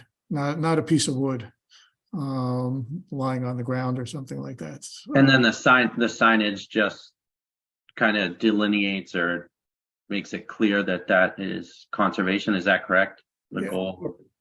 It's protected area, basically. I mean, so that it could be left unmanaged as part of the mitigation that we've worked out to do work in the buffer zone. So, I mean, the buffer zone's important, but we end up allowing some of that activity as with some balancing, that doing that activity with the pool, which is far from good buffer zone, but restoring some older buffer zone to more natural conditions it's a win for the wetlands that way. And so we find a way to work this out. So that sort of deals with the order of condition issue, I guess, basically that more work needs to be done, since that was also on the agenda. Okay. Coming back to this RDA, that Michael, can I quickly, just real quickly interrupt you to just Sure. say, just to be super specific so that the homeowner knows, it's number 50 on the order of conditions. It says a landscape plan shall be submitted. It'll show 2,400 square feet restoration area. So if you look at the landscape plan, you'll see the details of how it was supposed to be maintained in order to for us to sign off on it. so Okay. you'll And have to, that's your order of conditions, number 50. Just so Yeah, you, I'll back through it. I made note of it. Page 50. how long are the order of conditions good for these days? 3 or 5 years? Well, they're good for 3 years, but with tolling, he's got another, I don't know, 16 months. So this was a 2020. Okay, just want to make sure we don't get into this mess of people. No, We're trying to avoid it because there's other issues if it expires. And we want to all avoid that. going back to the RDA, Yeah. the conditions that I would have would be that the erosion control barrier be installed as shown on the plan and inspected prior to work by the Conservation Commission. But I didn't have any other, like basically all work stays out of the on the proper side of the erosion control, because they're just working in a small, all the other work is outside, almost outside the 100-foot buffer zone. Oh, yeah, no, it's really the addition. A little bit of the driveway is fairly trivial. Based on that there, what's the square footage of the area in the addition that's in the buffer zone? Roughly. I don't remember. It's I don't know, Joyce, if you can bring that photo back up, And we can eyeball it. but it's probably 20, 30 square feet, something like that. I don't know. yeah. It's probably a little bit more than that.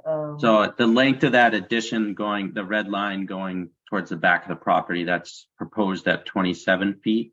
So it's about, let's say, at least 20 feet by maybe 10 feet. So it's maybe 200 square feet, 250. Yeah, 29. That's, Yeah, I think I might have put it. well, in you got to the divide narrative, it by but I- half. So if it's 20. Yeah, it's like triangle, 100 square feet probably. 100 square feet. Okay. Yeah, Okay. No, that if it's around 100, that's fairly small. At some point, I would say to you that we would just do mitigation or something like that. I was just thinking that you could add a little bit more to your 2,400 square feet and add 2,500 and it's a wash. But if it's 100 square feet or so, I'm not going to, I don't know what others feel.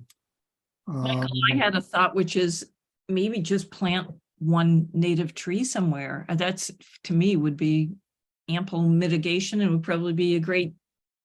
Yeah, I mean, we'd like to, I mean, as you guys probably saw in the photos, more or less where the erosion controls are going, or just, we'd like to put in possibly some trees. Okay, then let's just come be- up with, let's do that. Let's find a place for a couple of trees and then we've got it and we can move forward on this Yeah, RDA. because that, I mean, that'll change kind of the use of space in our backyard in regards to the addition. And I mean, I'm not opposed to putting in some plantings in that back space. Okay, let's come up with something that you'll, what do you want to plant? We have a couple of trees, some or what do you? Whatever the deer don't like.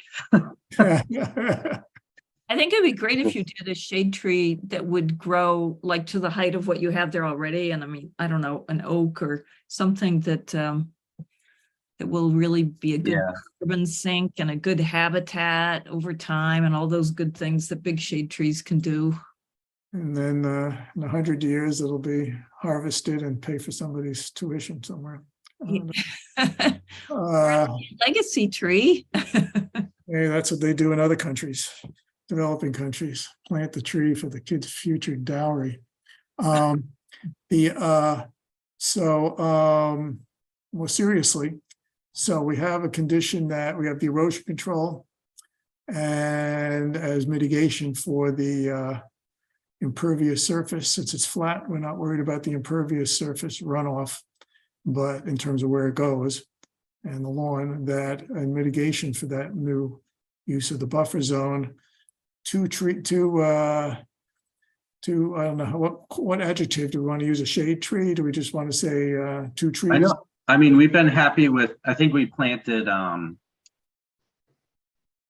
there was some maple and there was some river birch. Those are some of the plantings that we put in. I don't know. Okay. So two trees, maple or river birch, and you can come Could be. back. Native trees, 2 native trees. In our tree policy, we've drawn a distinction between canopy trees and others. So maybe that's what we want to do here. Do we want a canopy? Do you want a canopy tree? I don't know. I'm flexible. I would love one canopy tree because makes such a big difference. Patrick, is a canopy tree of your liking for back there? Because Well, I mean, can you give me an example of a Well, canopy? I mean, yeah, like a red maple will become a canopy tree. A sugar maple can get. Yeah, cut. I mean, I think we even planted a sugar maple, not within the conservation, but on our property. I'm happy with those. Yeah. Okay, so we'll let them plant that in that area. Do we want it in any particular place, or we just say as long as he's planting it in the buffer zone, we're fine, or do we want it close to that marker? Why don't we say two in the buffer zone? 'Cause they have a Okay. lot on there. Okay, fine. So that's one condition. The issue about markers, where that, do we need additional markers, or the 5 markers should work? If you wanted to put 2 plaques on the fence, I don't think you need to put more. See the fence here? I don't think you need to put more I markers. can't see the fence. We're not sharing. Okay, so there's 2 markers on the fence. Oh, I'm not sharing, sorry. Okay, fine, it's all right. We've got our conditions. Erosion control. We've got erosion control, 2 trees, one of which is a maple for a canopy, and then there's 2 markers on the fence. Okay, does that work for everybody here? Okay, I think we've gotten through this thing, and we're only 7 minutes beyond my guess. And then on the closing out on the previous, I'll need to put in the 5 markers. Is that correct? And you'll have to do the landscaping of the 2400 just to get So, the You certificate. may put we'll pull the landscape plan and share that. Let's see what that called out for. It called out for plants. Let's see what else it said. Well, the question is, do we want to finish I'm willing to do even though you have an open order, it's not out of compliance. So I'd want to just finish with the RDA, and then you guys can do that. We're so far behind that you can work with Joyce and go over that landscape plan and be more than happy to come back, and we could have another discussion at another meeting if you have some questions about it all. But let's just try to see if the order is. So that'll be another meeting to close that That'll out. be another meeting. Yes, you'll have to do that activity before we can close it out. Okay. Okay, I move that this request for termination is a -3. It's a +2 that we're not worrying about the wetlands on this one. -3 with the conditions of erosion control, mitigation of 2 tree planting, one of which is a canopy maple, and 2 markers on the fence. Do I have a second? Second. Okay, any further discussion? Roll call vote, Michael, I, Courtney, Aye. Jacob, Aye. Kurt, Aye. Carol, Aye. Steve. Aye. Okay, go forth and get a better septic system, and then we'll see again how it goes with complying with the order of conditions from before. Okay. Thank you, everyone. Okay, here. Thank you. Now, before I go back to reopening the other RDA, I do want to make a comment that I think the last agenda item we had, besides we still want to do a set of minutes, is the hearing on the regulations that we were doing. That we have to, I am going to do a short, I'm gonna reopen that hearing briefly, so we could figure out what we're doing about it, given the lateness of the schedule here. Don't we also, wasn't there also a 0 Maple Street that we had to just open and immediately continue? Oh, yes, thank you for reminding me of that. Okay, do we have permission from them to continue that hearing? Yes, we have written Okay, fine. that. we put in there. Thank you, Jacob. Between the, takes a village to keep track of an agenda. Okay, I am going to reopen the continued hearing for 0 Maple Street. They are, the information that was going to be supplied to us for considering that was requested was not provided on time, so that or it's not even provided now, because now we're trying to hold to the fact that we want people to submit material about a week ahead of time, so we don't get material sort of the day of the or two of the hearing. So they are going to do that. Do we have what's our schedule for our next meeting looking like, and what are we continuing to? So, well, we have some, Deborah, Deborah's there. So Yeah. we have already assigned 7:20 to land management for 30 minutes. Okay, We have a new RDA, and Deborah, we have to change some of the times. Okay, yeah, that's So- why I didn't approve the ads, look at it, because I knew I was worried about the timing. But let's Yep. So land management's at 7:20 for 30 minutes. Then we have RDA for 7:50 for 20 minutes. And then we have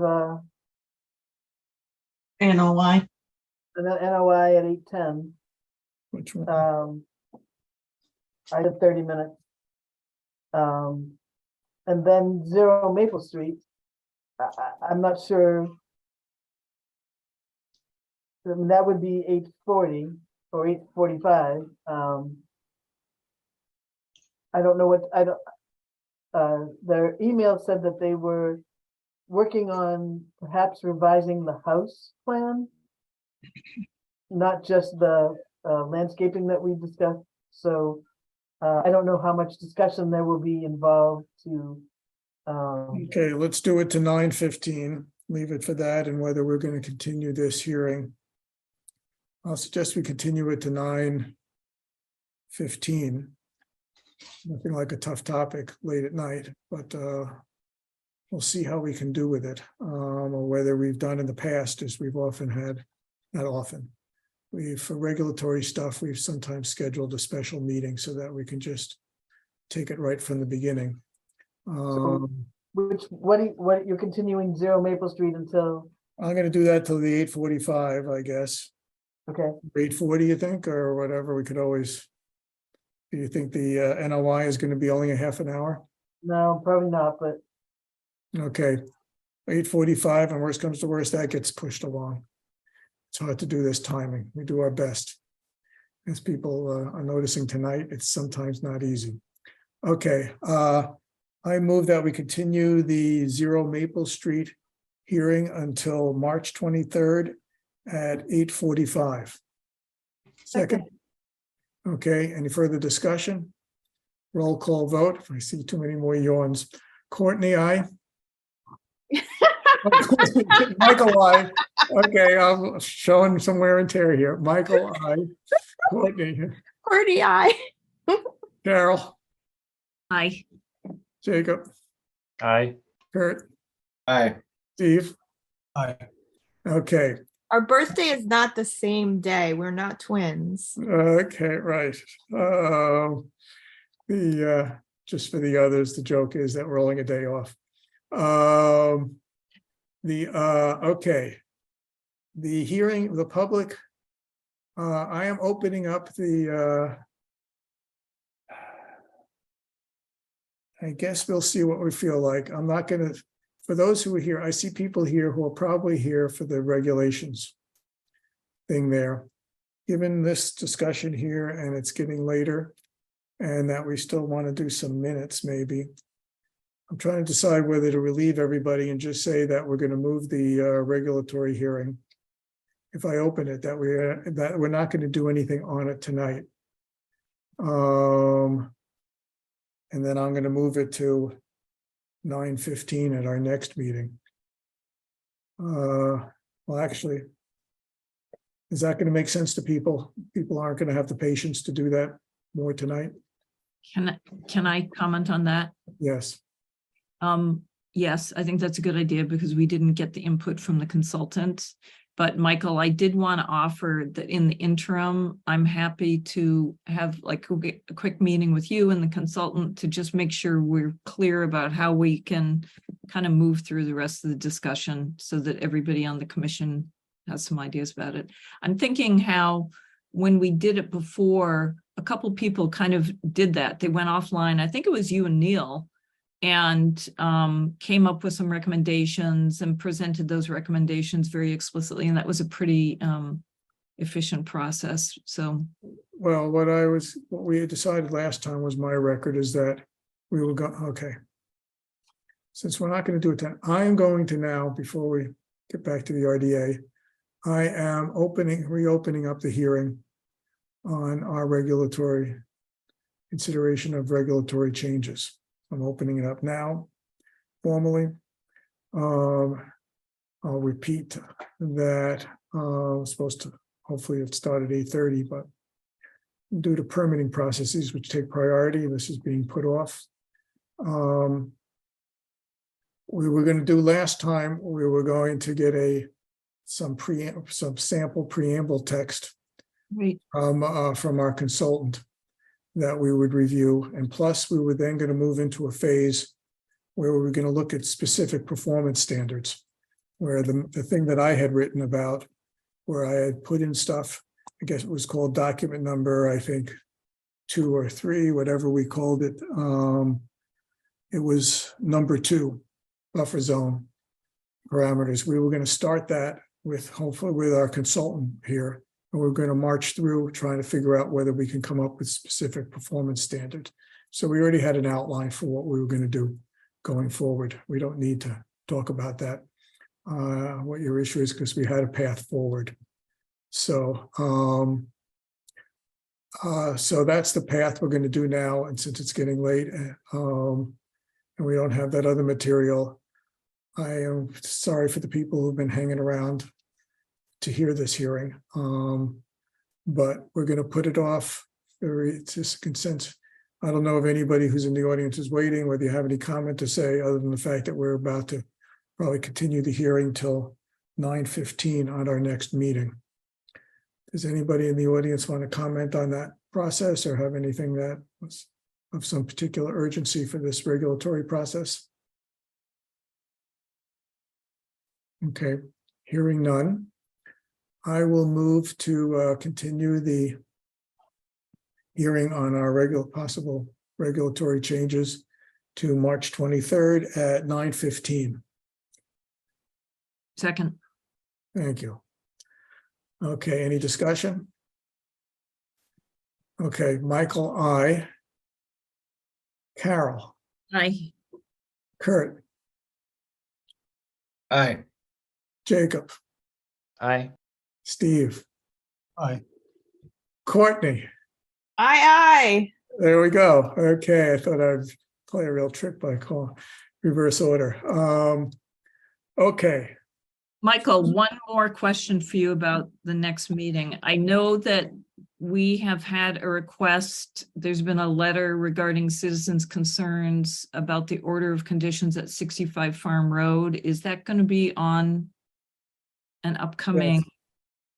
When is that going to be discussed? Hearings. Is it 9:15?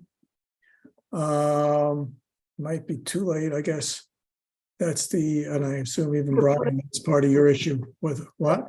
We could put it first on the following meeting so that they're not hanging around.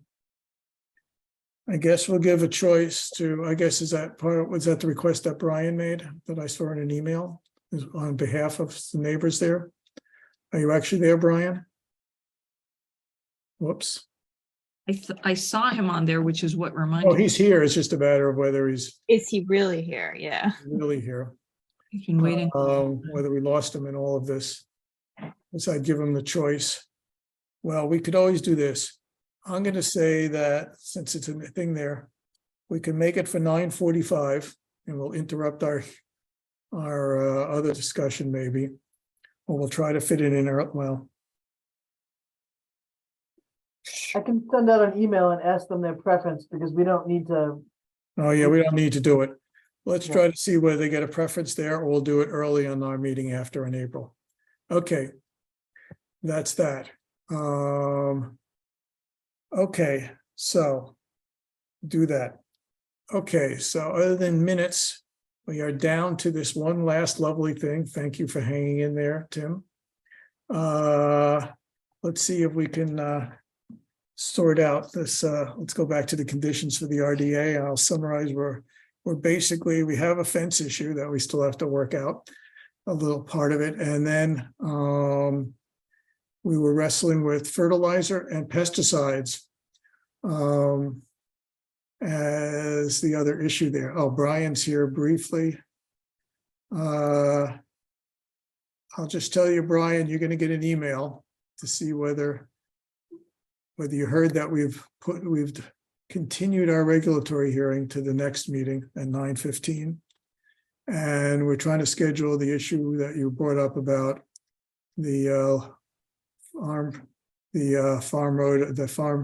road NOI, and whether we're going to do that because we have so many permits next meeting.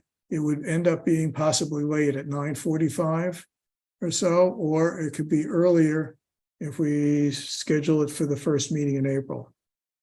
Whether there's some particular preference that you might have, and you can sort that out with Joyce offline. Actually. No, I'm sorry, Michael. Our concern is that there's a clock ticking next door with regards to the permit related to development.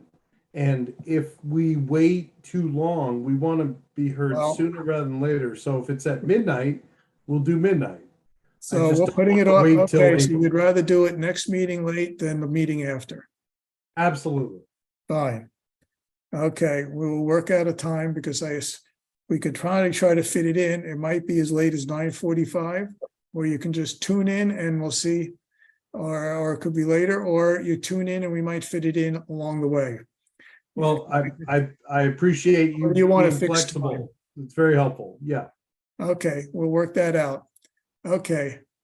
Thank you for hanging in here, and sorry it took us a while to get this other issue on our agenda. It's been kind of full. Okay. So sorry about that. Okay. Yeah, no problem. Okay, we're back to the RDA. Sorry about the RDA delay again. So many customers to deal with. Okay. Where are we on fertilizer? Part of the issue is it's in the no alteration zone. And if we're trying to permit this now under this RDA, that we're worried about runoff for fertilizer, especially in the no alteration zone. And whether are you doing some sort of drip, or I just want to know, normally you don't get into the actual issues of how you do your farming, except for the fact that in this case, whether if you're doing drip irrigation and doing fertilizer applications through drip irrigation, that would certainly be something that we could specify. And I think most of us would find that to be not a problem, even in the no alteration zone for that kind of directed fertilizer application. If I'm hopefully speaking for the commission, but people can disagree. I said something here already that we can permit it with that condition. You can come back to us if that condition doesn't work for you. We could start with that condition if I want to be practical about this measure tonight, saying that we will permit fertilizer in this buffer zone, especially the no alteration if it's done by drip irrigation. Is that something we can agree on for this permit? It sounds reasonable to me. Okay. Moving on. Michael, Alex made a good suggestion in conjunction with that, I thought, which was that part of it should be that there's grass, like pasture grass or something between the rows, so that any excess fertilizer is not going to run off. It'll just get taken up. I thought that was a great Yeah, suggestion. there's always something covering the ground in an orchard that they mow it, and it could be grass, it could be, some people do like comfrey or whatever, but there's no bare ground involved, right, Tim? So I don't think that's too much of an issue. We can specify it, but And I think more importantly, what we want to specify is that the area outside the fence is well covered with an herbaceous layer, because that's the most important protection there. Okay, we've dealt with fertilizer. Pushing us forward, pesticide, which we've normally not had in the no alteration zone, or even actually in the whole buffer zone. well, Michael, with the fertilizer, we have usually specified that needs to be organic. Right, in this case, I'm willing to defer on that one if it's, I would prefer it to be organic, but I'm not sure whether there is an organic method with drip irrigation. I'm willing to do with the drip. I'm willing to forgo that.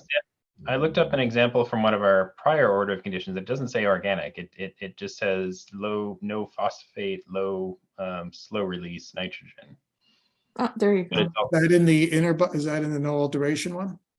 um, The inner 50 versus the outer 50? But I don't think it's relevant to me. yeah, I don't think it's relevant here. If he's doing the drip irrigation, we won't worry about the N, P, or K issue, because it's quite focused and going underground. So I'm fine with that. So trying to push a way through here, pesticides. There is a complicated issue here, given the fact that there's all sorts of contentions about how easy one can actually do organic or apple orchards and whatever else. And what are we going to do in terms of that? How do we want to handle that? Well, there's a difference between being a certified organic apple orchard and using only organic products in the buffer zone. I agree. The question is whether that's a condition that we can, that is part of this, because we're dealing with an activity. Let me just interject here a little bit, Michael. Just being an organic pesticide doesn't mean it's safe. I agree. Some of those are a lot more dangerous than some of the modern chemicals. Most everything that's applied today has been researched by the university. They make recommendations. The price of it means you don't put too much on anyways, but those aerial applications generally don't translocate at all. There's research that supports that. And he's not certainly going to run around the outside and blow it into the wetlands. So, I think that with the number of pests he's going to end up having to deal with over the period of time, that he's best to follow the guidance that comes out of UMass Extension and not have these restraints put on by the Conservation Commission. You remember also that half that field is outside the buffer zone. So That he can do whatever he wants outside the buffer zone. well, that's just it. I'm having a little trouble finding the 1993 relationship to the Wetland Protection Act. Courtney, maybe you could send it to me. Sure, I could put it on the screen if you wanted to see it, but it's in the. I want to see it in all its context. So Yes, we'll get it to you. But trying to move on this issue, this is the last. I guess we have to. So I will say that I have already had the folks from UMass Extension come out. John came out from out there in his Belchertown farm. They've examined it. Look, raising apples is new to me. I'm going to naturally take the advice of people who know a lot more than me. That's why Alex is here, and that's why I've reached out to the extension group. So for me to just say, oh, I'll only do whatever the Concom says for raising my apples will probably mean that I'll have some really terrible apples if I have it run by the Concom. I'd rather have it run by the people who actually know about raising apples. If that's okay, that seems reasonable. It's reasonable, except you're working in a buffer zone of wetlands. And that is, and that we're trying to permit this without going through which you can come back to us about, the issue of an agricultural exemption. And so that's what makes it tricky.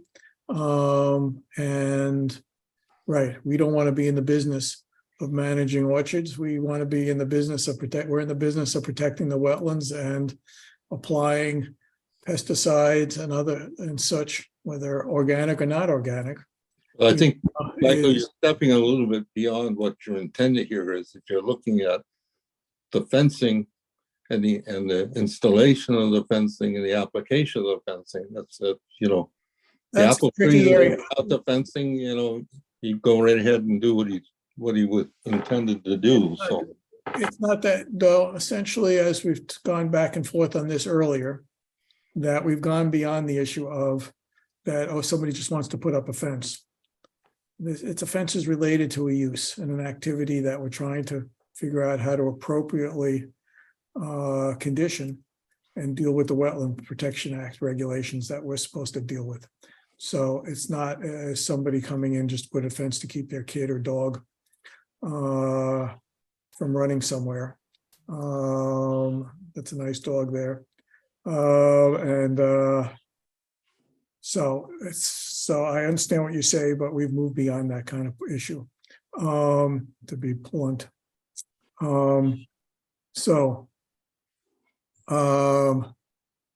Right, I'm trying to think of, right, we don't want to manage an orchard. Just got to figure out how to deal with managing our wetland protection responsibilities and the fact that there's a wetland there and it's also near a brook, a river, a perennial stream. Carol, do you want to proffer something? Well, I feel like we're kind of trying to wade into something that where we're trying to balance the interests of a successful orchard with protecting the wetlands, and we would not ordinarily allow pesticides because there's so much evidence that they're detrimental to wetlands. I wonder if there are best practices that we could refer to, or Timothy could find that do relate to this. I know Hope Still Farms is an organic farm, and they belong to, is it called NOAA? I think there is a regional. NOFA Mass, NOFA, Northeast Organic Farming Association. Possibly that would be a resource that could be investigated and come back to us about that. Because I feel like, of course, Tim, we want you to be successful, but at the same time, it's right there in the buffer zone. Well, I can assure you a few things, which will hopefully give some comfort. Number one, I'm all for using as few pesticides as I possibly can. I'm not looking to go in with guns blazing. Integrated pest management is something I'm just learning about, to tell you the truth, in all honesty. I'm studying for right now and will be getting my exam, I think next week, for being a pesticide applicator. Alan already is. I'm not, but I'm learning about that. Even I can be taught. But part of that curriculum, which is run by the state, has an emphasis on lowering the amount and using integrated management, because I think it makes a better apple. There are ways to do that, and I'm looking to do that. Nobody's more in favor of that than my wife, who's running this endeavor with me. So we're of the same mind. Nobody is, very pro pesticide. We're just anti-pest, basically. And I am looking for new resources all the time. And the ones that you mentioned are excellent. So I'm very much open to that, in short. But like you said, you don't want to manage an orchard, you want to protect a wetland. And I totally get that. And hopefully we can find a way to balance that is reasonable. Is there some wording that we can use tonight to get through this RDA? That whether we put off this issue in some general way that we want to hear back about the pesticide issue, that would make us feel better without having to again get too much into the weeds of that, or whether that would help us. Just trying to find a way forward. Michael, I guess my inclination would be, again, to give Tim an opportunity to do a little bit of research and come back to us. Ordinarily, we don't expect to come up with these types of things and tell landowners what to do. We ask them to come back to us with a proposal. So this is all new to Tim, and it was, it's a difficult thing for us to think through. So I think it would be good to continue this hearing. Carol, I honestly don't know what task you're charging me with. Well, to come back to us with a proposal for how you would do pest management in order to reduce or eliminate pesticide use. I honestly, I mean, this is going to be case by case, agent by agent, day by day, week by week. The management of an orchard is in response to pests that occur. Integrated pest management includes being responsive to things as they occur. There's no way that I could provide you with this universe that you're asking for. The golf course does. Yeah, but they have a different regime. Right. If you read the section in the regulations that talks about agricultural use, it makes this problem for us go away, because it means that we don't have to answer this question about sort of ongoing what's appropriate pesticides, herbicides, and such, because it clearly says that as long as you're doing standard things, it's acceptable. So you're talking under the exemption. I'm talking about under the exemption. I think right. Tim will actually be much happier if we can get to a place, because then we won't have to answer all these other questions that really we shouldn't be trying to answer. I would agree. Right, of course. Well, we were trying to finesse that problem of the fact that we weren't, enough of us were on the same page that the exemption would be the route to go. And so we were trying to find a way to see whether, because people were feeling that we could permit this thing without having to go down the exemption route. Now, I think we're there except for this pesticide issue. And that's, and whether there's some sort of, because I agree, as to your comment, Carol, in requesting, I agree with what Tim said, that there's not going to be there's no easy plan under IPM. And so the issue is whether we're going to accept that there'll be pesticide use there, whereas we wouldn't normally do it, but that there is some sort of, right. Since it's the agricultural exemption is a gray area for me, right, I would probably permit it here, even though it's out of the ordinary, and what precedent is set on whether our lawyer always says precedents aren't set by any one case, or whether we have, whether this one is unique in the sense that we have the gray area of whether it's an agricultural exemption, and whether based on that, whether we're willing to accept that there'd be some pesticide use in this buffer zone. And that's going to be, because it's essentially going to come down to whether or not we're gonna through, if we do the permitting route, whether some pesticide use will be accepted that we can't well define, other than to say that we're looking for established minimization and IPM kind of approaches, and that whether it's organic, and I get the sense that we're not going to get him to say that he wants to do organic apple production, that's not part of what he's willing to do.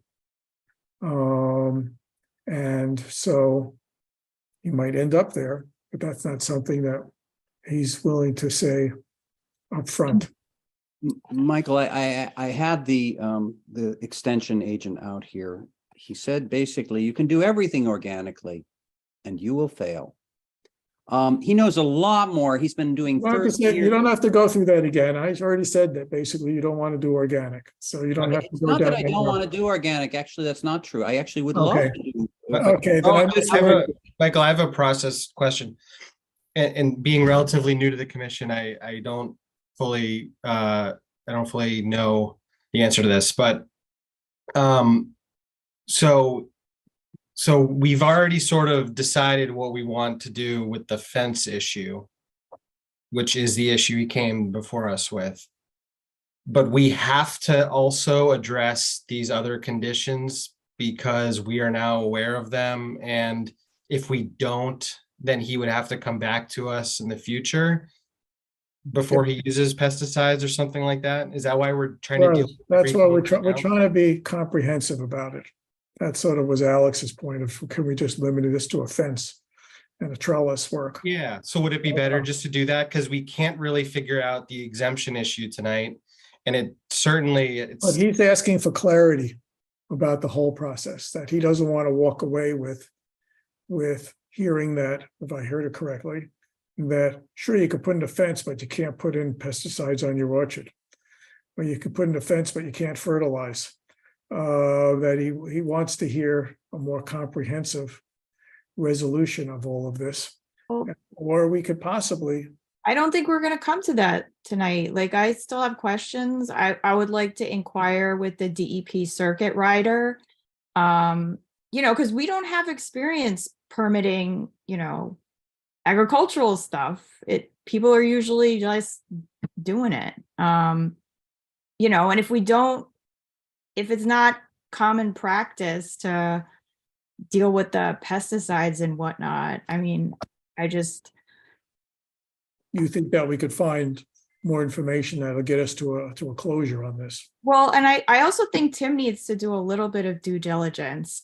Sitting here and, grabbing your forehead, I'm just a volunteer. I'm doing my best to look at the application before me, but it's, you're asking us a question and you're supposed to come with a plan. And it would be great if you do your due diligence before you order 600 apples. What due diligence do you want?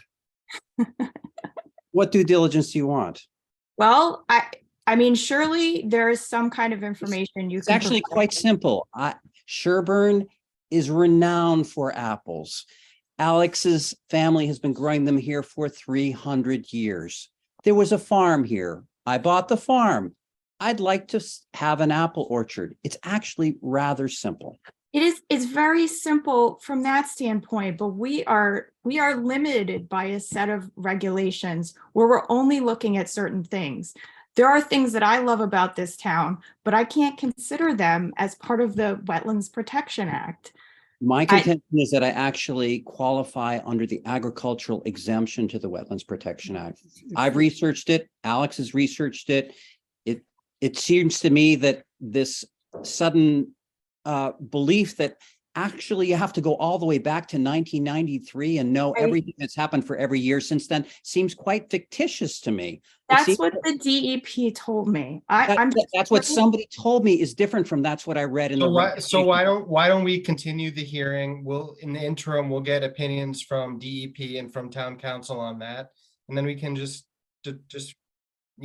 be better equipped to answer the exemption question at the next meeting. So, yeah, I have 600 apples. They're apple trees. They're coming. I paid the deposit. If you say they're going to die, they're going to die. We're not saying that. It's kind of. I don't appreciate that argument. We want to permit this and we want to do it in a timely fashion. We are very customer service oriented, but you have to realize the job that we're trying to do. And I just think we might need to push it to the next meeting, which is in 2 weeks. Yeah, I would say that I think Kurt's suggestion is a good one. Let's make sure that we understand exactly what we're doing here, that we're applying the regulations correctly. And I move that we continue this hearing. Second.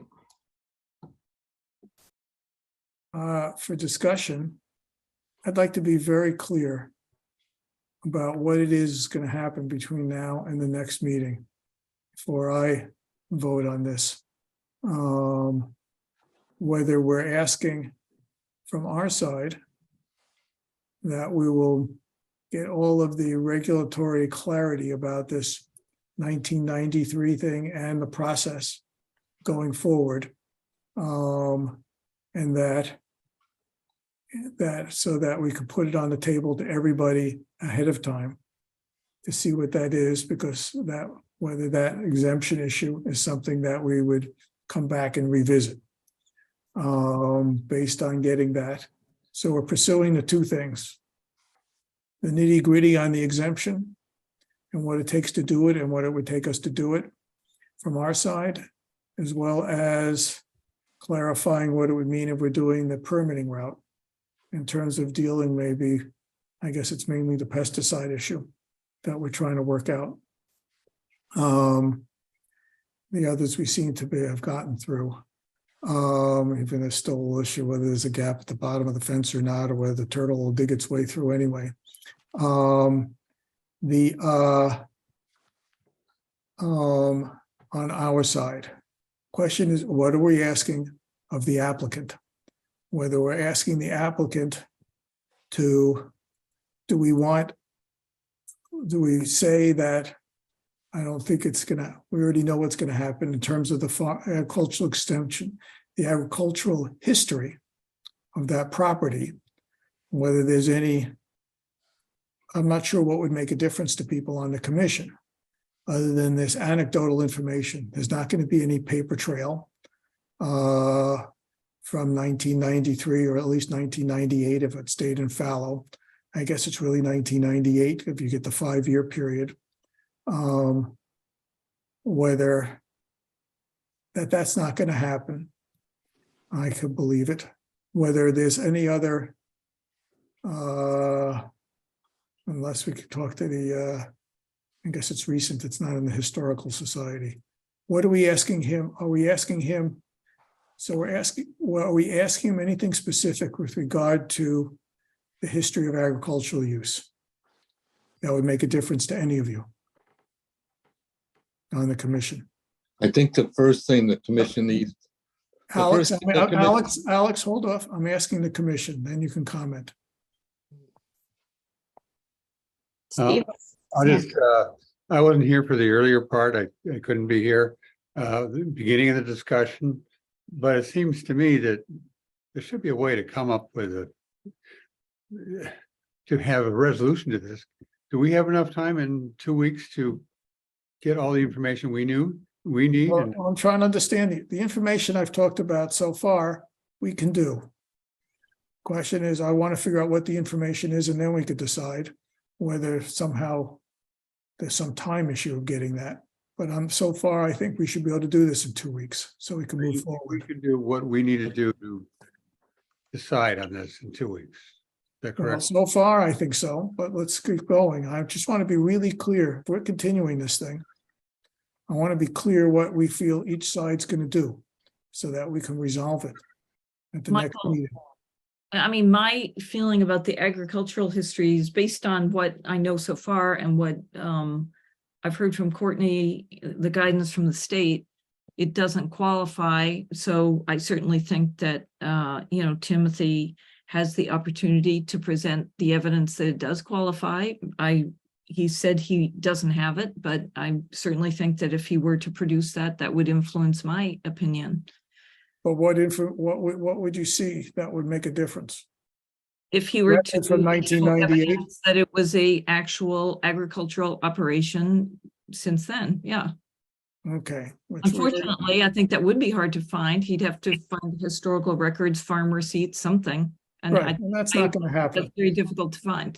Okay, I mean, others might be convinced, as Jacob was. Yeah, I mean, I think there's enough. I mean, given that there's the only dispute we have is whether there are records, or at least maybe I'm actually, I'm not sure if that's agreed upon, but I'm not hearing any evidence that says it was used for something that was clearly not agricultural. And given the recent history, I don't see a need to find more evidence. Yeah, there'll be, others will say that it was the intent back then, whether it was a Yeah, strong and enough intent. I don't think it's That's where people would, I think that's where it comes down to, that we're never going to resolve. I agree with that. It's the primarily agricultural and commercial. Right, and to which I go back and forth on it myself. I could believe that that why was he keeping the field open in that sense anyway, if it wasn't primarily done for haying. So otherwise, I don't think people were, but that's a different issue. But that's there. But is there anything? I'm asking the commissioners, and then you can come back in, Alex. What are we asking? What are we asking the applicant to do in terms of anything that might help you with the agricultural exemption or with this pesticide issue? I have a question just actually for Jacob, maybe. You mentioned something about, sort of standard practices or something. Is there a way for him to come back with something with what are standard practices or? No, if there's the section of the wetlands regulations that talks about if it's in agricultural use, there is the immediate section to follow. It says here's all the things that are permitted. And then that says that standard application of fertilizers and pesticides and all the other things that we're not concerned about are all permitted. So that means that if that applies, we don't have to answer any questions about those topics. That's why I brought that up. That's if it's the agricultural extension. Part of our task is to see, even without the agricultural extension, do we have a way of figuring out how to deal with what might be IPM? Maybe one request to the applicant would be, can you come up with a proposed sentence or two description of how these might work in practice that would be flexible enough? Actually, I don't think the answer would be anything other than the generalities that have already been expressed at this meeting. In all honesty, I think I've been completely transparent with all possible information. I think it's impossible for me to gather more information or create more plan than has been discussed so far. If you have something fairly specific and you send me running to go get something, I'll do it. I will. There's no question about that. But I haven't heard that yet. I'm still listening for it. What pests are you concerned about, and what pesticides would you use to treat those? I'm concerned about all the pests that affect apples, and there are many, and we can't go through them all tonight. And which pesticides I would use to treat those would be those which are licensed, which are safe, which are appropriate, which are all of those things. Frankly, I'm learning about this still, so I can't give you that complete answer. So again, this is a universe, a literal universe of information that you're asking for right now that can't be answered. Okay, so these offered IPM with based on extension stuff. Now, if we want to get into him listing the pests and all of the possible chemicals that are going to be applied, and make decisions on each of those, and saying that for this pest, you can use this, but can't you find something that's less toxic? That's that is whether we want to get into that level of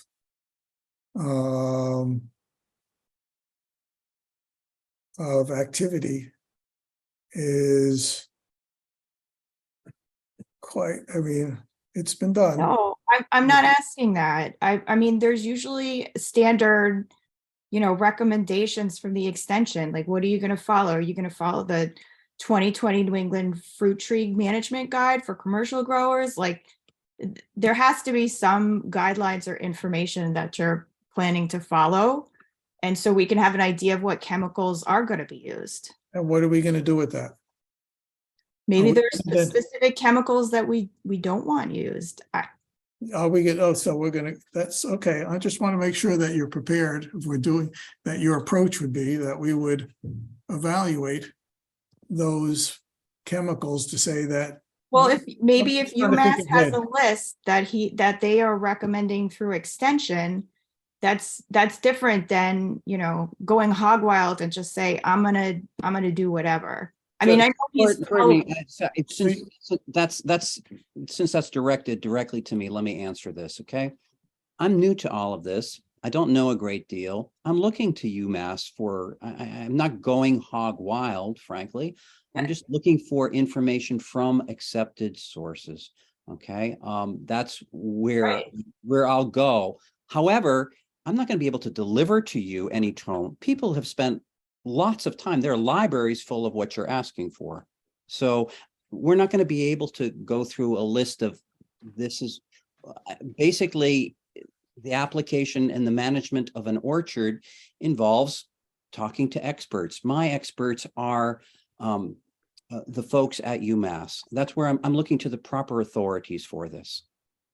Would we even take the fact of, do we want to see are you arguing to make you, I'm not trying to be accusatory, but whether it would work for you that here's a list of pests, here's a list of chemicals that would be used versus the more generic kind of IPM practices. They have recommendations and they have recommended application rates, and just saying he's going to follow some guidelines for recommended application rates and whatnot. I mean, we just can't permit it and say like you're going to do whatever you want.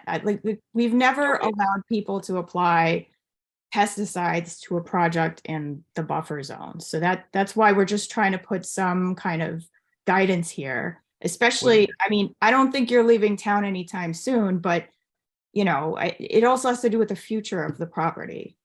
It's not a personal comment on what you're doing and what your project, you may be like a very responsible person, but we as a commission, we can't just, get on a handshake. Of an apple orchard is a very long-term activity. I probably won't see a fruit for about 3 years. I won't have a crop for 5 years.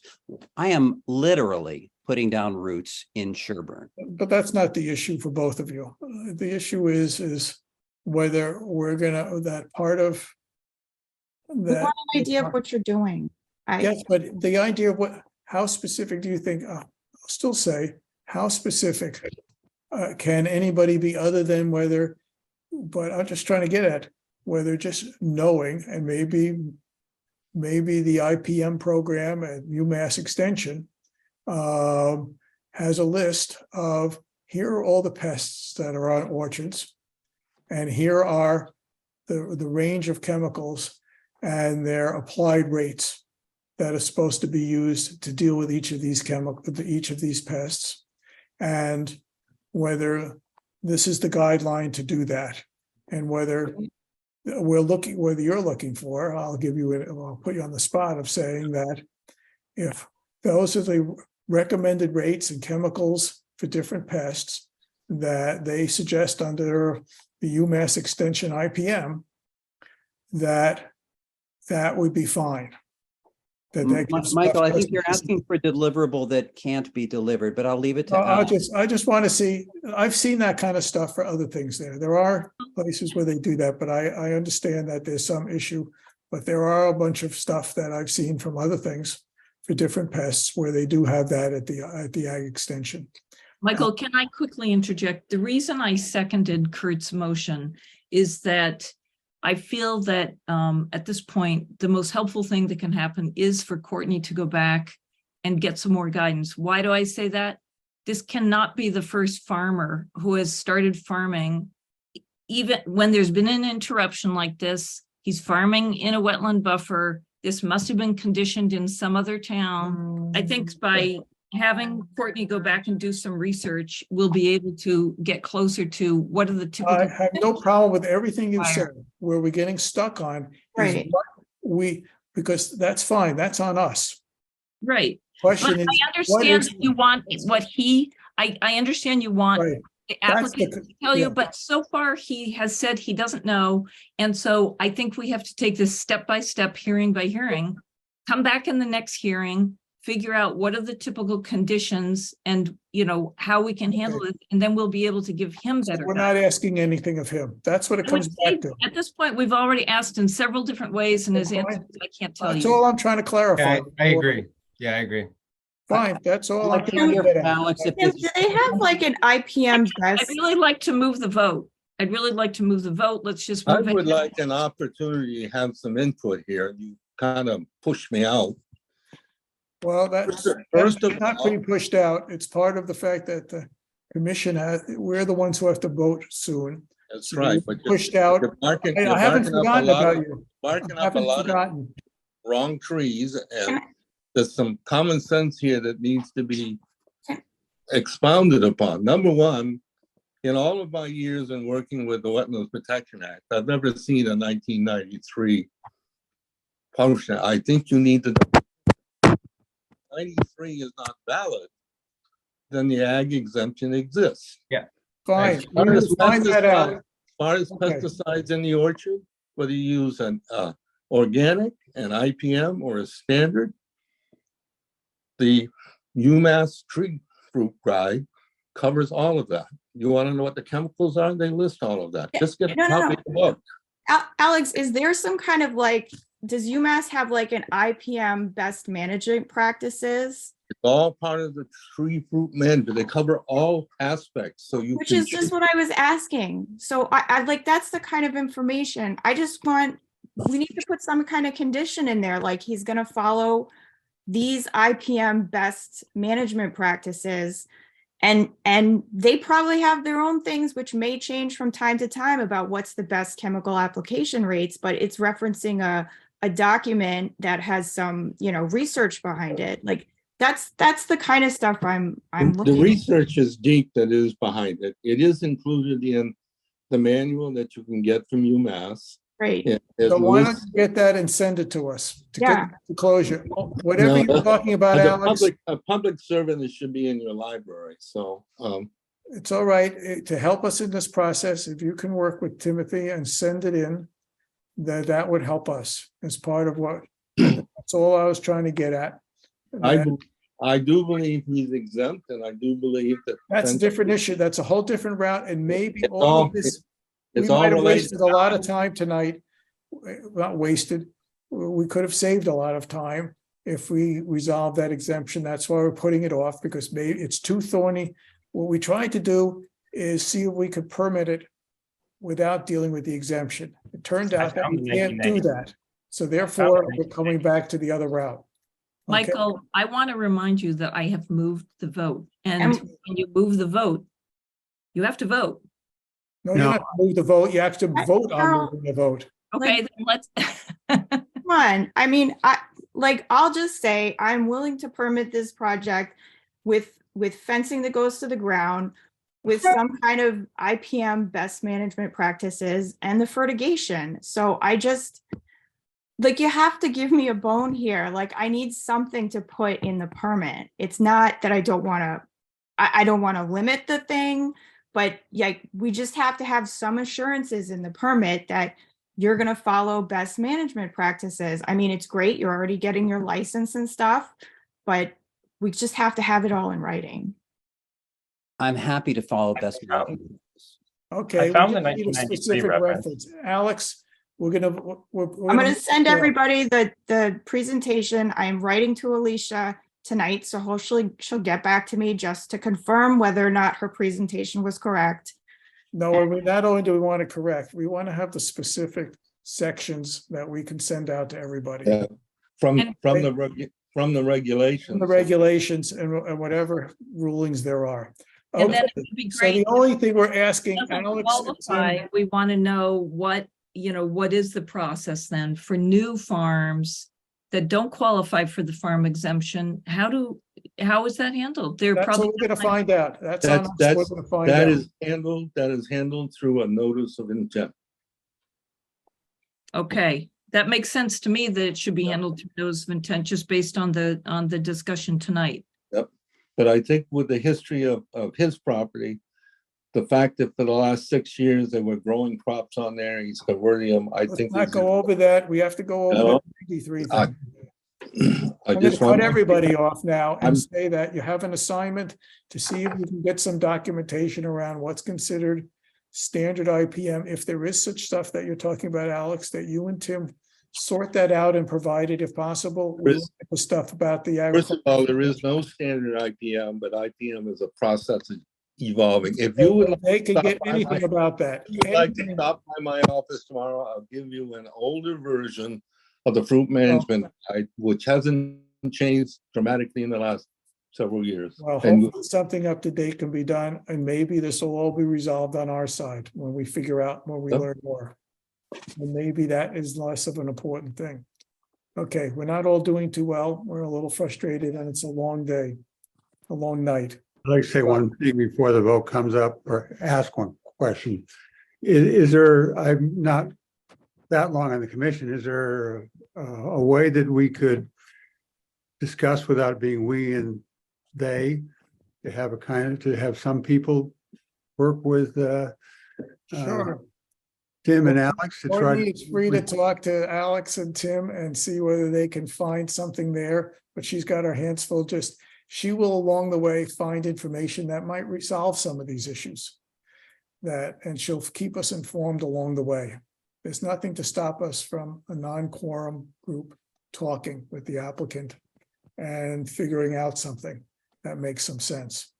So, but at this point, I don't see that we're gonna do it tonight. Sorry, Tim, and as the applicant, and we're gonna move this here, we're gonna continue this.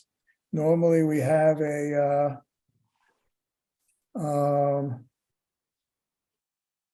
so we're gonna continue it to the next meeting. If we're continuing this, well, I guess I have to refine the motion that was. The moved next meeting, actually, I'm going to be in Europe when you're having your next meeting. On the 23rd. I believe so. Well, we might still have it there because we might have enough information to resolve some of, we're gonna put it there anyway. Because I think that what we learned from the agricultural stuff might get us in a better position. Otherwise, we won't, unless we change our mind and vote it for that there's room for an exemption, which you don't even have to be there for, which you'd be pleased by. Then If you wanted to write conditions of the fence and the fertigation and all available IPM documentation from the ag extension agencies, is those 3 conditions, I think we could have a permit and we could be done and you wouldn't have to continue this. Well, we're not. If you're thinking that we're gonna do that tonight, is I what guess not. I hear you saying, what? I guess not. Yes. Okay. I think that we need more specifics on the third thing, that to make people happy is my sense, so therefore. We're gonna try to do that on the 23rd, and maybe we could do it without you being here, but we won't make any particular decisions there. But if you don't like it, you could always appeal it and we can redo it, or we keep it open to the 6th.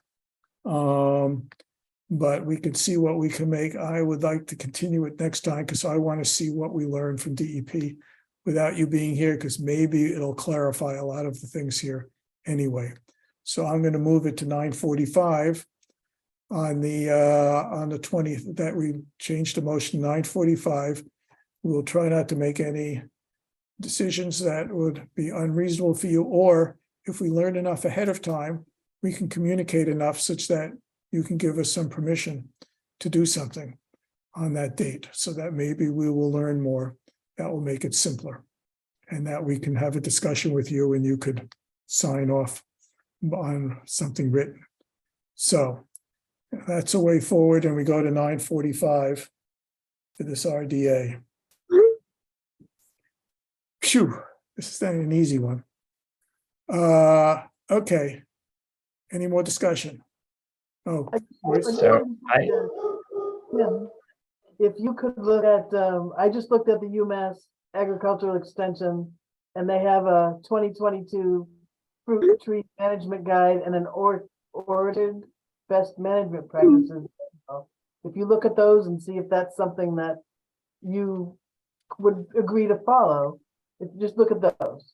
I can say a priori that the answer is yes.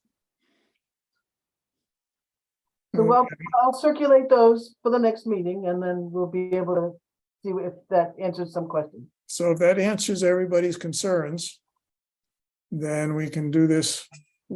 And we give it to a draft of the conditions beforehand to Tim, that based on what we've done, then maybe we can resolve it then. But I guess as to doing it tonight, I think that people are going to want to look at that stuff.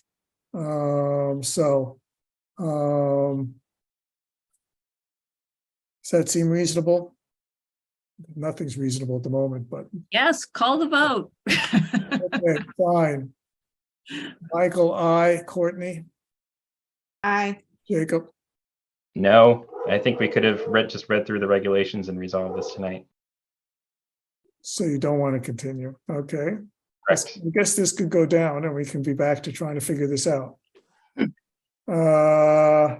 Kurt, Aye. okay, Carol, Aye. and Steve. You're on mute. I'll abstain because I wasn't here for the early parts of the conversation. Okay, fine. It's been continued. Sorry we didn't resolve it tonight. It would be nice to have figured this all out. And we're sort of tried some things that we have to loop around on. But it's hard to comply with everything, but we will get all the more of the information for next time. And ahead of time, we will share it ahead of time. Sorry about the delay, Tim. Okay. Let's move on. Now it's almost 10 o'clock. I'd like to just do, as the last item, I'd like to put a set of minutes on the screen that we could just sort of walk through, and since we're behind. Are people willing to spend 5-10 minutes and move on some minutes? Sure. Okay. I'm going to share the screen.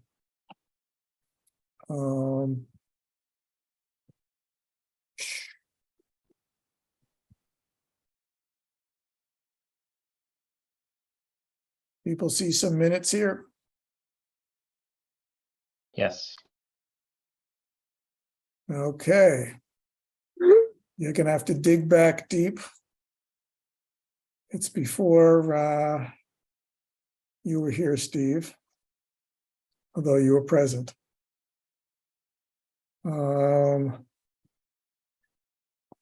Let's I guess the beginning stuff. This is all the boilerplate stuff. I'm going to scroll down if that's all right, people. Yeah. Is it large enough? Yes. Okay. Maybe Jacob will have, I don't know. I guess you could still vote even though you were on it and recused yourself. The one hazardous 9-foot tall dead sapling, it was a lot more than 9 feet tall. It was a 9-inch diameter. If that's the case, then you should change it in the headline there, or where it says 9-foot snag. If that's the same. I don't Yeah, know. just 9-inch would clarify that. It's really it's just not a snag, it's a tree. It was a limbless trunk that was dead. I think that qualifies as a snag. I'm just going to call it dead tree. Snags are usually what's left behind. Onward. Can I scroll?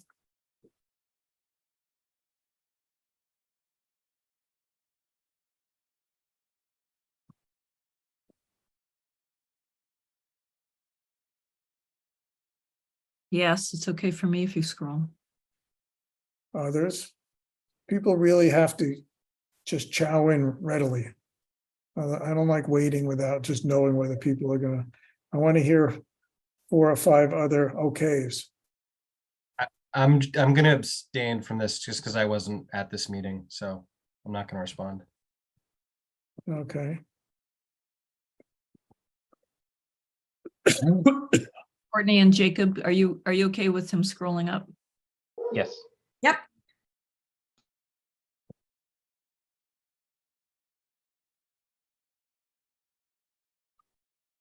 Okay. That all looks accurate to me.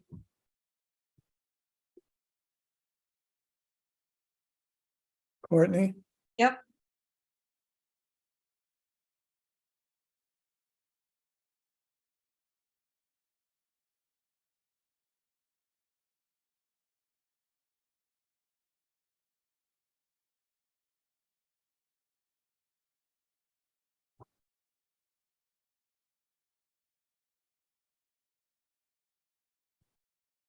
you could also stop just before the solar and then I'll scroll up so the solar is one whole piece.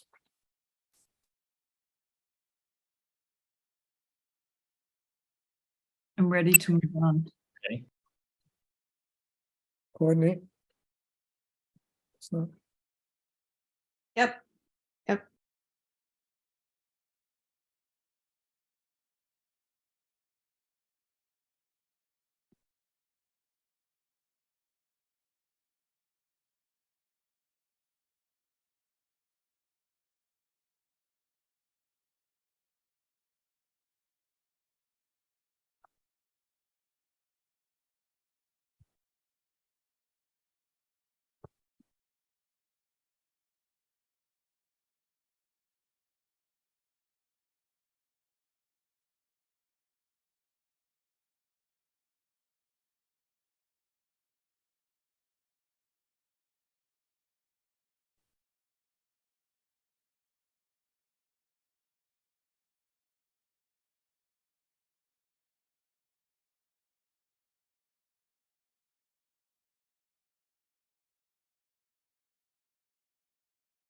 Michael, I'm noticing where it says appropriately set back from neighbors.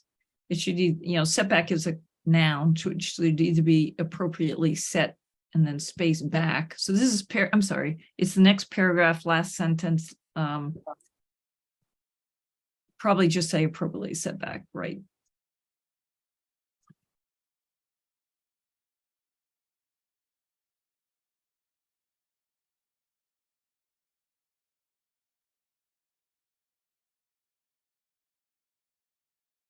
Ready? Yeah.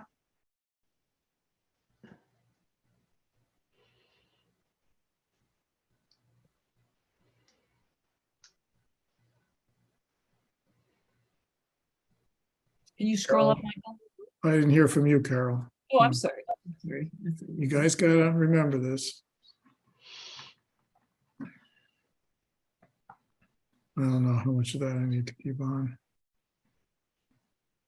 And in the bulleted list, this septic field locations, field should be lowercase.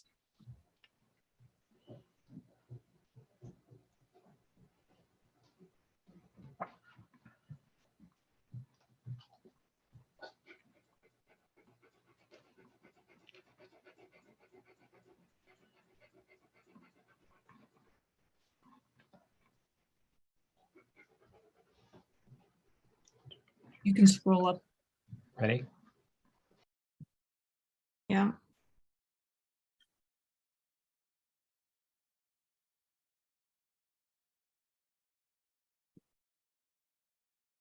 Okay. It's not much here. There was a meeting that went to 11 o'clock. So we're almost an hour ahead of schedule. Although I'm exhausted. Okay, I move Minutes? Oh, go ahead, Michael. I move to approve the minutes as edited for October 20th, 2022. Second. Any discussion? Roll call vote. Courtney, Aye. Michael, I, Jacob, Aye. Courtney, Again? I already voted. It's all right, I'm gonna You're run. messing with me tonight. Carol, I, Steve, I wasn't a member there. Then if it's okay to vote, I would say aye. okay, I think you can vote. And Kurt, I was gonna abstain. okay, fine. Did I get everybody? Since it's late, I'm missing. Okay, so we had a 5-0-1 vote. So, okay, we've done the minutes. Thank you all. Okay, this was a tough night here. It's amazing what can be thorny. Okay, but hopefully we'll get more information. That will make it a little easier to move forward or not. And in terms of, I don't see anything else on the agenda. Is there anything, Joyce? No, That was fairly definitive. no, you've gone through everything. Yeah, no, okay, I see the compliance. We dealt with that certificate of compliance. Okay, and we do have a bit of stuff to do next time too. We'll have to decide whether we'll have to think about whether we want to have a separate night. I don't know what the meeting after is going to look, because I'm already looking to the next meeting, that the regulatory stuff, whether we want to try to find I don't know what's looking like for the meeting after on April 6th. But we'll see. You put the regulatory stuff on at 9:15 for Right. next meeting, and then 100 South Main is at 9:45. Right. That's what we did. don't forget, you also said that 100, that 65 Farm Road was going to be at 9:45. Well, he said that could move. Right. Oh, We so didn't- it would be at 10, we didn't commit to that. Yeah. That's optimistic. but he wanted to do it. He wanted to do it next time, no matter how We'll late. do it next time if it was midnight. Yep. So I don't think we're gonna get through 100 South Main in 15 minutes. But if we put it on at 10, Brian, at least then we could. What if we put them under discussion and then it doesn't matter what Right, time? it is? exactly. That's what we'll do. That makes more sense. Which are we putting under discussion? The farm road. Okay. And then are we We continuing? could talk to him and we could decide informally whether we want to pick a time, if that would help with him. But I And can if- tell them that it won't be before 9:45, but we're gonna put it under discussion so we don't continue it too late. Right. Okay. Okay, everybody. Thanks for all persevering through it. It was a new issue and we're gonna have to learn how to deal with these. We'll learn more about this farm stuff. This is something that we rarely deal with and is not quite straightforward. How do we go about reaching out to town council as well if we don't get an answer back from DEP? We'll get an answer from DEP. I'm not sure. We can go through it. We'll see how that goes quickly enough, but we can reach out by making a request to the town administrator. Kurt, were you able to find the presentation, or Jacob, did you see it? I found the sections in the regulations that talks about the 1993. I don't have a copy of the presentation you're talking Okay, about. so on our drive with documents, if you go all the way down, sorry, I have to open it back up again. Conservation meetings. But we want to just create a new folder for this so that people Oh, can. it's right there. Oh, Okay, you already did. Greg's DEP guidance, and then it is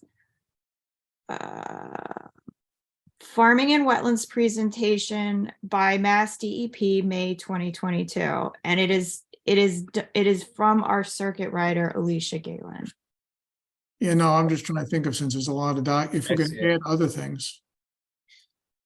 I just, Courtney, would you That mind link, putting it in an email, putting a link to it in an email so we can reference it after the meeting? sure. but like that link in the second page doesn't work to the manual. I was trying to get to that. You have, did you download it? The thing goes haywire sometimes. Oh, Yeah, here we go. Yeah, now it works. Okay. Yeah, it's bizarro. I don't know what it means when it does that. Oh, I got it. That was, oops, can't find the page. Yeah. Hold on. I'm gonna send it to everybody, the link to the presentation. But I guess we gotta go look, because it looks like it's an appendix to the regulations. Might be where they have, Yeah. So this manual, I don't think says anything about. It's not in the manual. It was guidance I got directly from Alicia. but we Yeah. have to find- I'm working on an email to her to ask her where this specifically comes from, if this is just accepted, rule of law in DEP or what, or if she has a reference for that. I mean, in terms of the 1993 thing, Yeah. you can see in the reg, I'll send, it went apart in the regs. Yeah, there's a section at the very end that says it doesn't apply to it starts in 93 and doesn't apply to NOIs that were issued before that. But it Right, doesn't clearly say that the land that you have to demonstrate the entire provenance back to 93, at least in the regulations. Yeah. Yeah, it doesn't. Right, but I'm saying that our DEP circuit rider has told me that is what it means.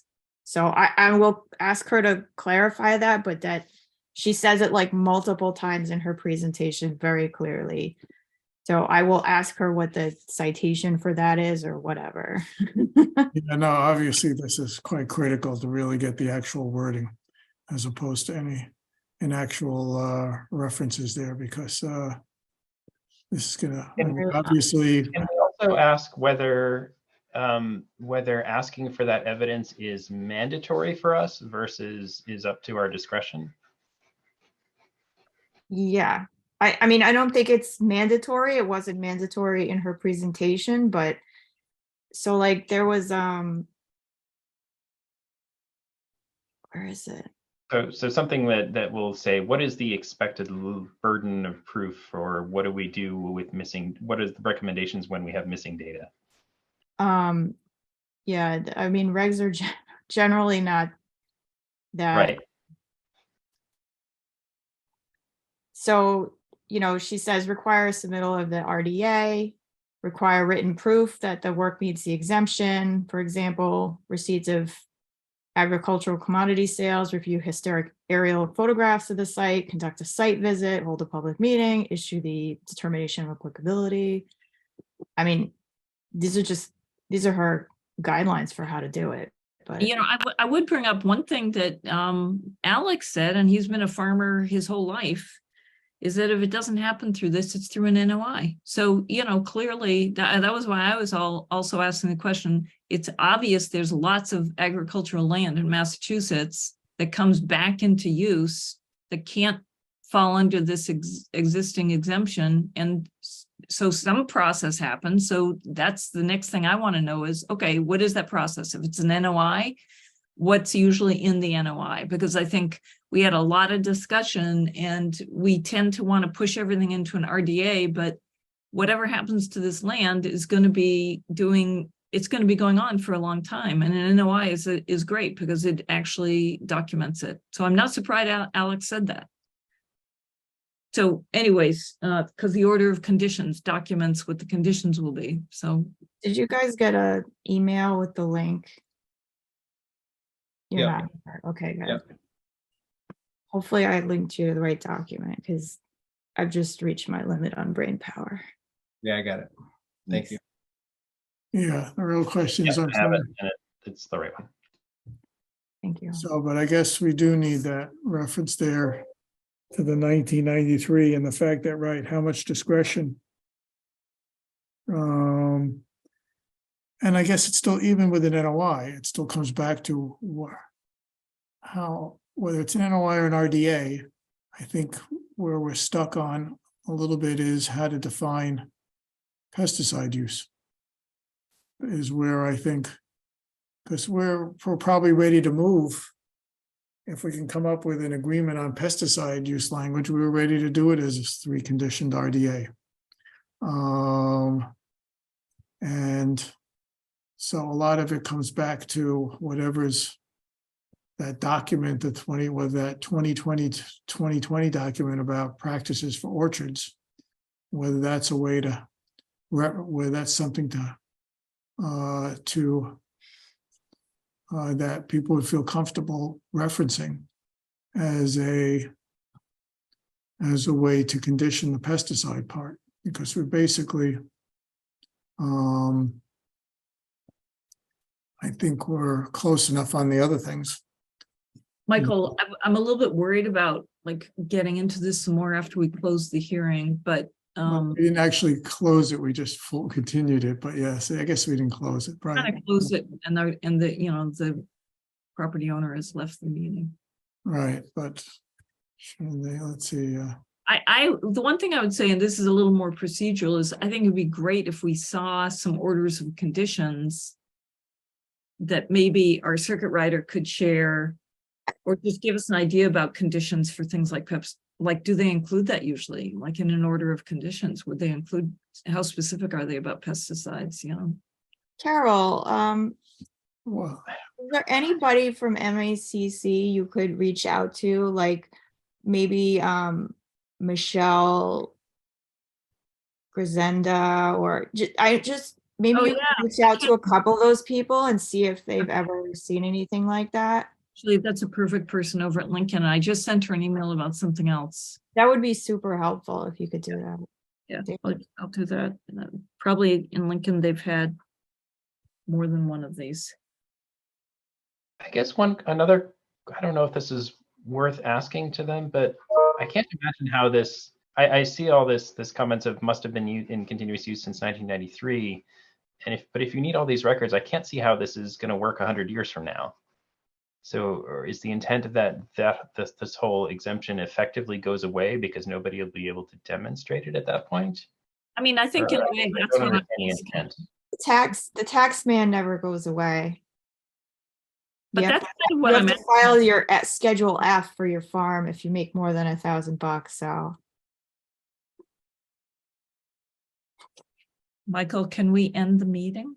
yeah. no, this is fruitful that we get this sort of stuff here, so that Well, I'm just sending out the document. I did that, and then I'm just sending the email to Alicia. is right. I mean, yes, you're seeing where did you actually have a reference to the continuous 1993? I don't see it in the regulations. I see it in Alicia's presentation. It's very clear. I don't know that it says that. Yeah, it doesn't say it in the regs the way she says it. I know, that's what we got to get straight, or whether we're, so that how much. And then the providing documentation, I think, could be a separate issue than the 1993 issue. Right. The providing documentation may be to prove it's actively or presently and primarily in use.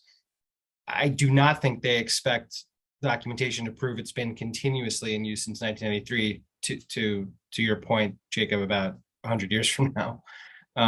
So it may be the case that they have to prove it was farmland in 1993 and that it's been present and primarily used in the past 5 years, but well, the only thing though is that you're allowed to have a 5-year fallow period. So I think they do intend that it's been farmed continuously, but maybe you took a break and fallowed that farm for a few years, but it's still exempt.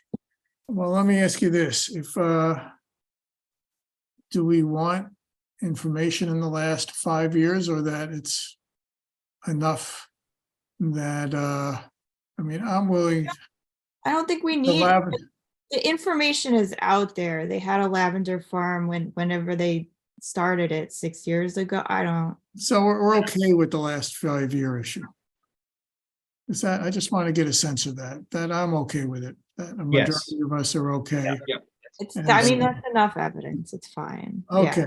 So it's just a matter of clarifying whether, for all the effort we went through to try to do this by permitting, we're now looking to see what it takes to whether it's under or the agricultural extension might be exemption, might actually be a route that and it still requires that they follow best practices. It does. So therefore, what we're looking for on pesticides and other things is With still. agricultural exemption, I mean, the concerns that you would have with an agricultural exemption or them doing agriculture and saying, I can do whatever I want to do on my property, including doing roads and crossings of wetlands or whatever, they aren't allowed, even under agriculture, even if the agriculture has been there since 1993 or whenever that date was, you can't do new things like new roads, new culverts, new things. You can maintain the old things like the field, like the edge of the field, like working right up to the edge of the wetlands, but you can't do things like, I'm gonna put a road around that and I'm gonna put gravel down. That's something new that would need a permit. And that would be your concern as to whether this is a exempt farm or does this need a new permit?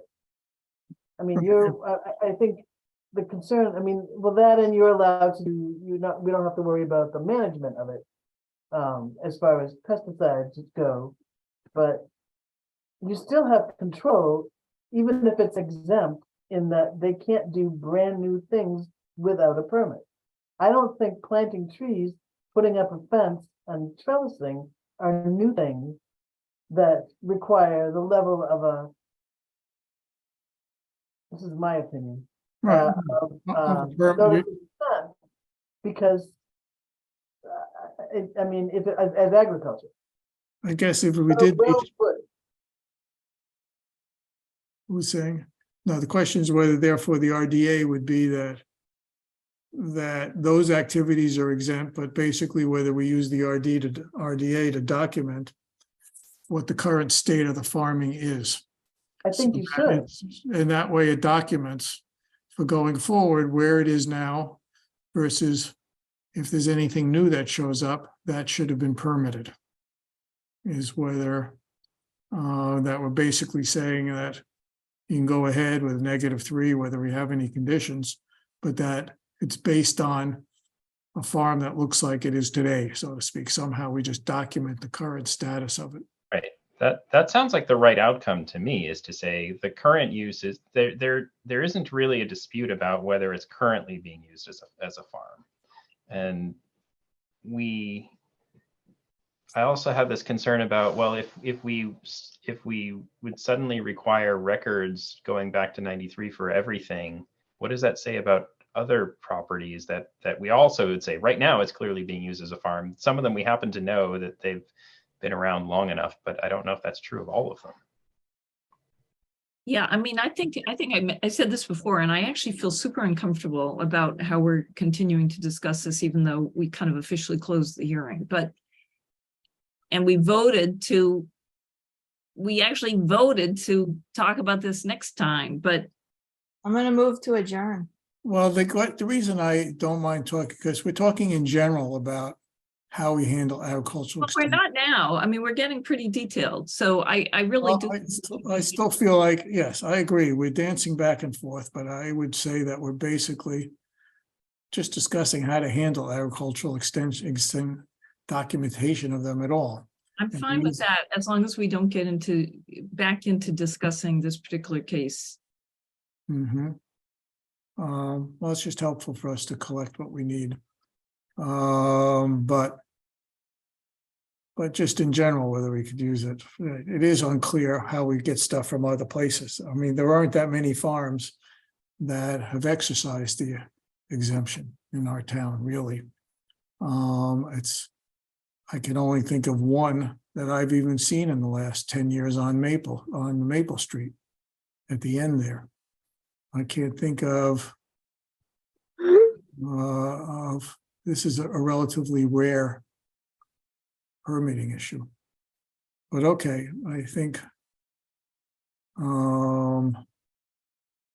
that, yes, I get, but to coming to Joyce's point, whether in the end, we still, once we document what any farm, I'll generalize it, is in its current status. That that way it helps us clarify what it is that's there now, so that we know for the future record what would be a new activity that we would want to get a permit for, that goes beyond what's it's exempt for. Okay. Any final thoughts before I move to adjourn? I already moved, so you just need to stop. Somebody second? Second it. Any further discussion? Okay, Michael, I. Courtney, Bye. Kurt, Aye. Jacob, Aye, this time. Steve, Aye. Carol. Aye. Okay. Thanks for the brain twister work on everybody's here. And